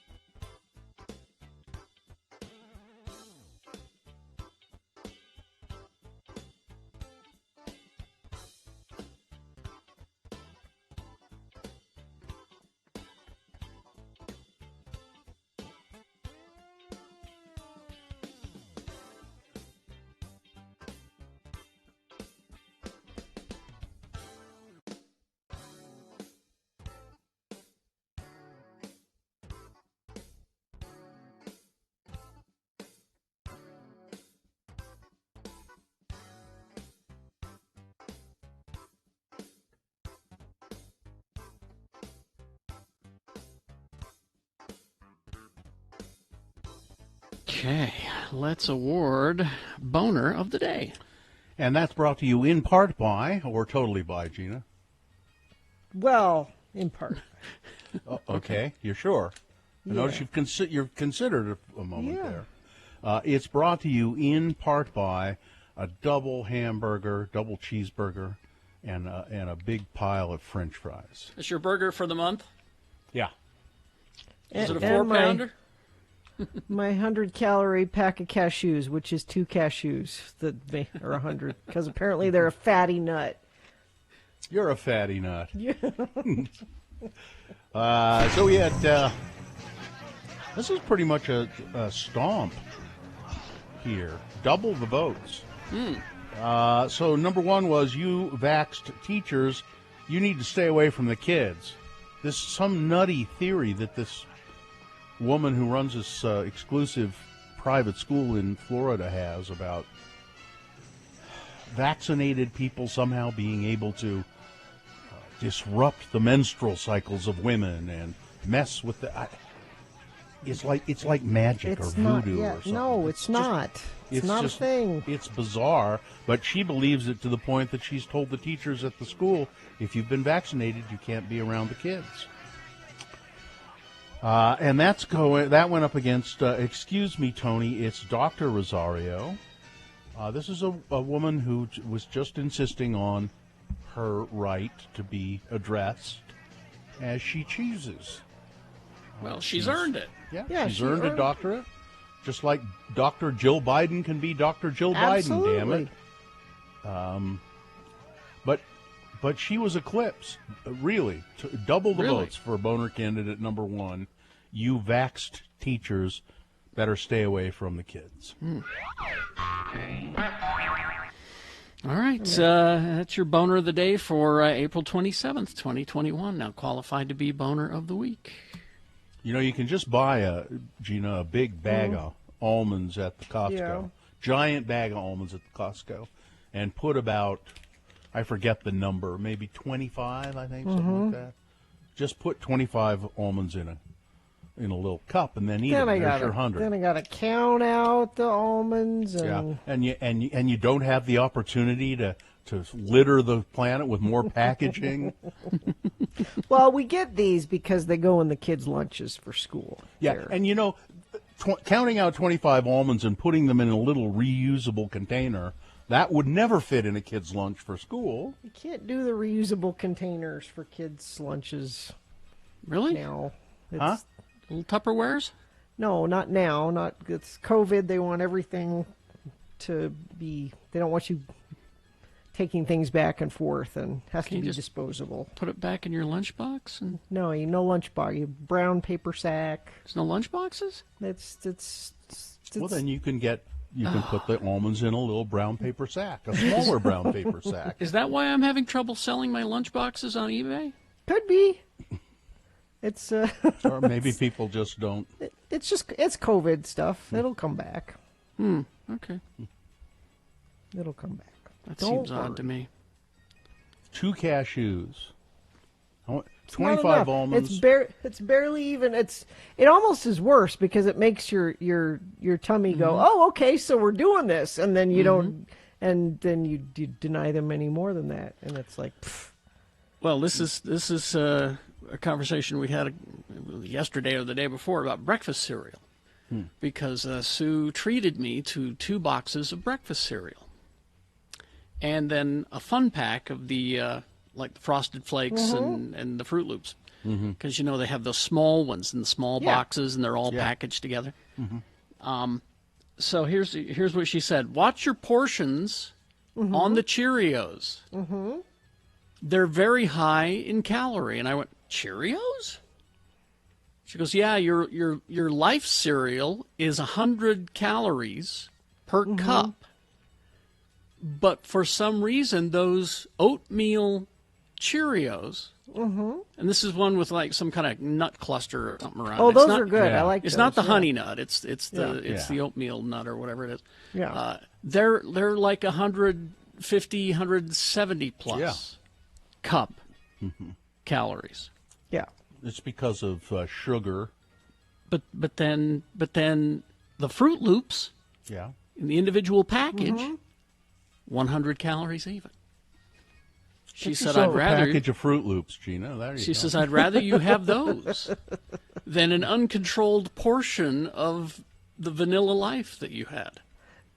See, and the way I eat cereal, it's hard to tell because I just put a little bit and then a little milk and then a little cereal and then a little milk. I don't like just pour a bowl of cereal. It's a back and forth thing. And see, I like the cereal to go through all of its stages of life. I pour a bowl of cereal and I pour milk on it, and it starts out crunchy and ends up soggy, just like we humans. Mm-hmm. We're all heading there. That's right. Just like we humans. We start out crunchy, we end up soggy. We're all heading there. Mm-hmm. Hurtling in some cases there. The Vanilla Life was pretty tasty. That I have to sounds say. good. Yeah. Yeah. Cinnamon Life was always my favorite, but now this Vanilla Life might be surpassing it. I need some cereal. That's what I need. Did the almond milk though? I don't know. There might. Yeah. Well, I use. I've tried all the milk substitutes, and the one that I find that I like the best is actually oat milk, but only. The very best one, I'll drink some of the others, but some of them are kind of weird tasting. They're all oat milk, but Chobani, the people who make the yogurt, they make an oat milk, which is not available at a lot of places, but it's really good. Because this is my first time with almond milk in my cereal. I've always had 2%. Just unsweetened almond milk? Moo cow. Yeah, just unsweetened. I thought, the Life cereal would be sweet enough. It was just disappointing. So I'm going to try almond milk was? I'm going to try a cereal with a higher sugar content with the almond milk and see what happens. I'll get back to you on this. Try the oat milk. Doing research. Carrie, do your own research. I won't be able to try oat milk for another 2 months. Okay.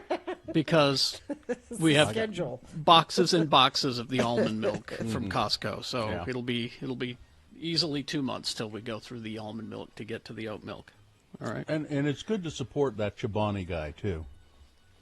He's that's right. That's he's right. the guy up in Idaho. Do good. He does Idaho good work. Falls, I think. Yeah, and he keeps he decided he's going to move his yogurt production plant to Idaho Falls, I think. And he always contributes money to the community and. Well, all those conspiracy theorists were trying to label him as things that he was not. So, all right.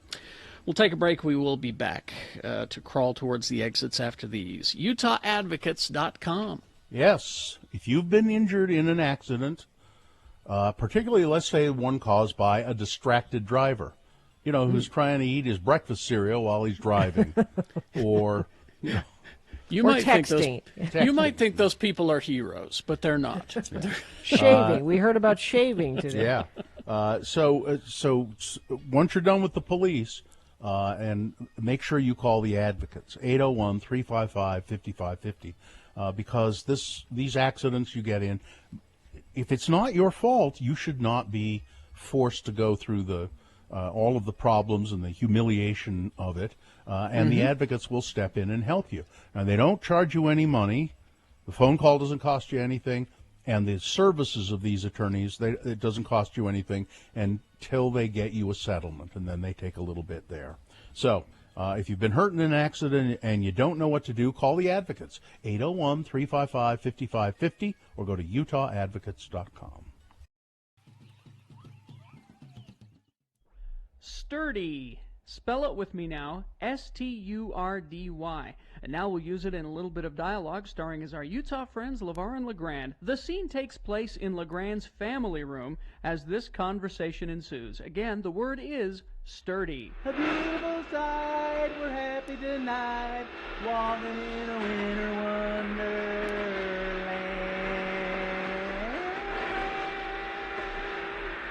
Well, that does it. Took a lot of work to get the old family room ready for Christmas, but there's still one very important thing I got to do, LeVar, to make sure Christmas goes off without a hitch. Well, what could you have possibly left out, LeGrand? I mean, the whole room looks like it jumped out of Good Housekeeping's Christmas issue. Thanks. I mean, the tree is up and beautifully decorated.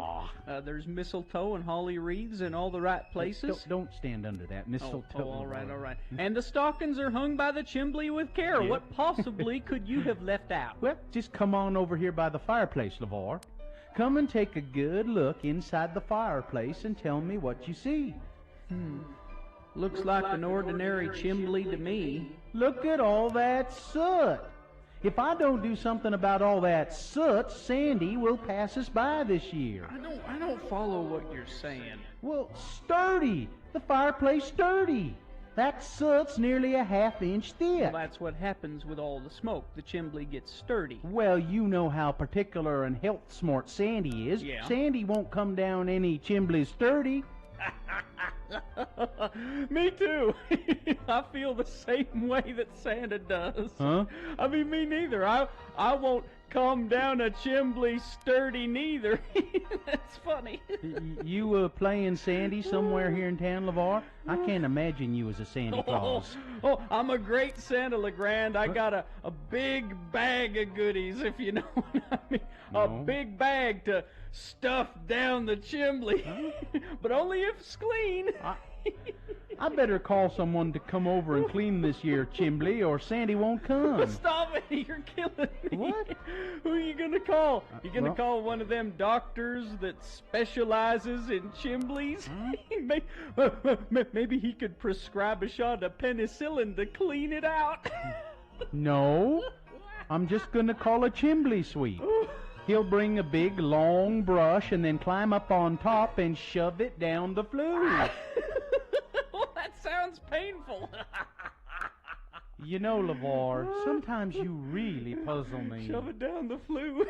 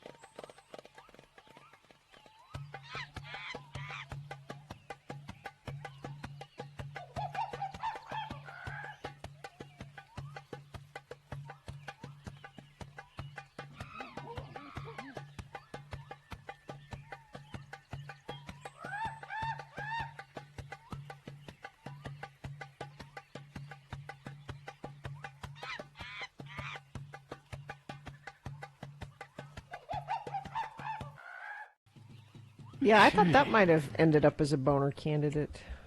The Bumble dating app thing. Yeah. Well, it Potential. Yeah, maybe. I was just reading about the Herb Burger King campaign. Oh, what a mess that thing was. Herb was a guy who was supposed to have never eaten at Burger King. This was in the 80s. And then they devised this whole contest around it, where if you spotted Herb at a Burger King, like a guy, and they had this actor, if you spotted Herb at a Burger King, you could get $5,000. And it just... Weren't there T-shirts? I'm not Herb. I think so, yeah. I sort of remember that. Yeah. And it just turned into a horrible mess. Herb, no matter what you decide, you're still our little boy. Grow up, Herb. With the help of Herb's parents, Burger King now appeals to Herb, the one man who's never tasted a Burger King burger. Herb, this is how great burgers are made. Flame-broiled, not fried. Aren't you hungry for Burger King? Of course you are. Herb, do what's good for you. Come to Burger King. There's a word for someone who doesn't do what's good for them. The word is Herb, Mother. It's not. How does that make you want to burr? Well, he's the only guy who's never done it. You don't want to be him, do you? I think the Burger King commercials with the Burger King, with the guy With in the that fake weird head suit. thing? Yeah, that Yeah. fake head. Those are the Wow. best Burger King commercials ever. And see, I missed the cartoon Burger King. There was a cartoon version. And then there was a guy who didn't have the fake head, but he had the beard and everything. He was just a guy. And he was the mystical, magical Burger King.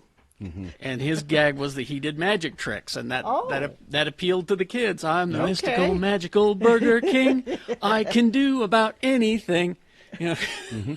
I've told you the story before, but a friend of mine, an actor friend of mine in Pennsylvania, he auditioned, because Burger King did for a long time the same thing that McDonald's did with Ronald McDonald. They had an actual... An actor that... Yeah, an actor as the Burger King.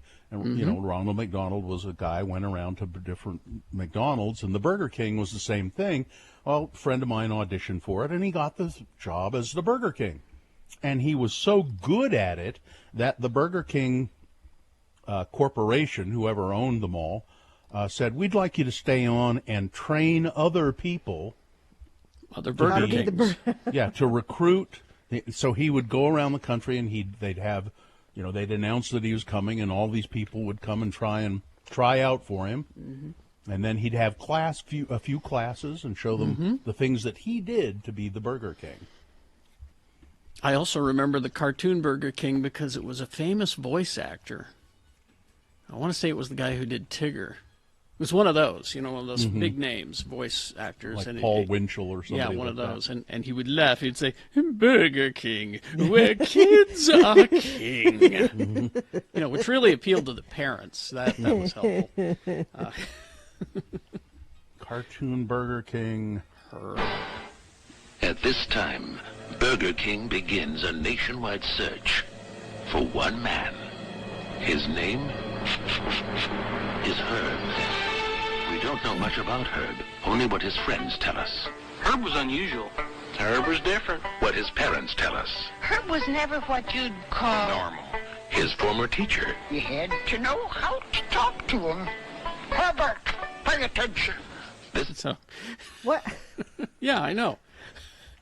So, these are things that are long dead in the past, and rightfully so. They are on the ash heap of history. Why do we drag them back? I don't know. Why do they pop into your mind sometimes? I don't get it. I'll tell you what. Don Draper didn't come up with that ad campaign. No. Yeah. Hell no. Oh.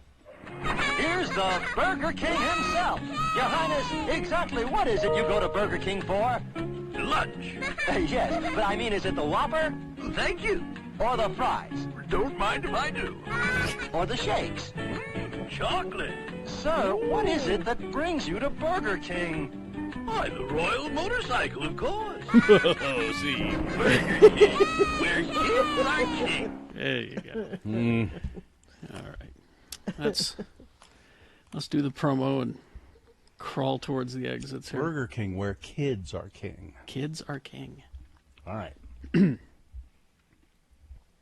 Whether you like crawling or walking or using a rolling chair, join us for more Radio from Hell on Wednesday morning.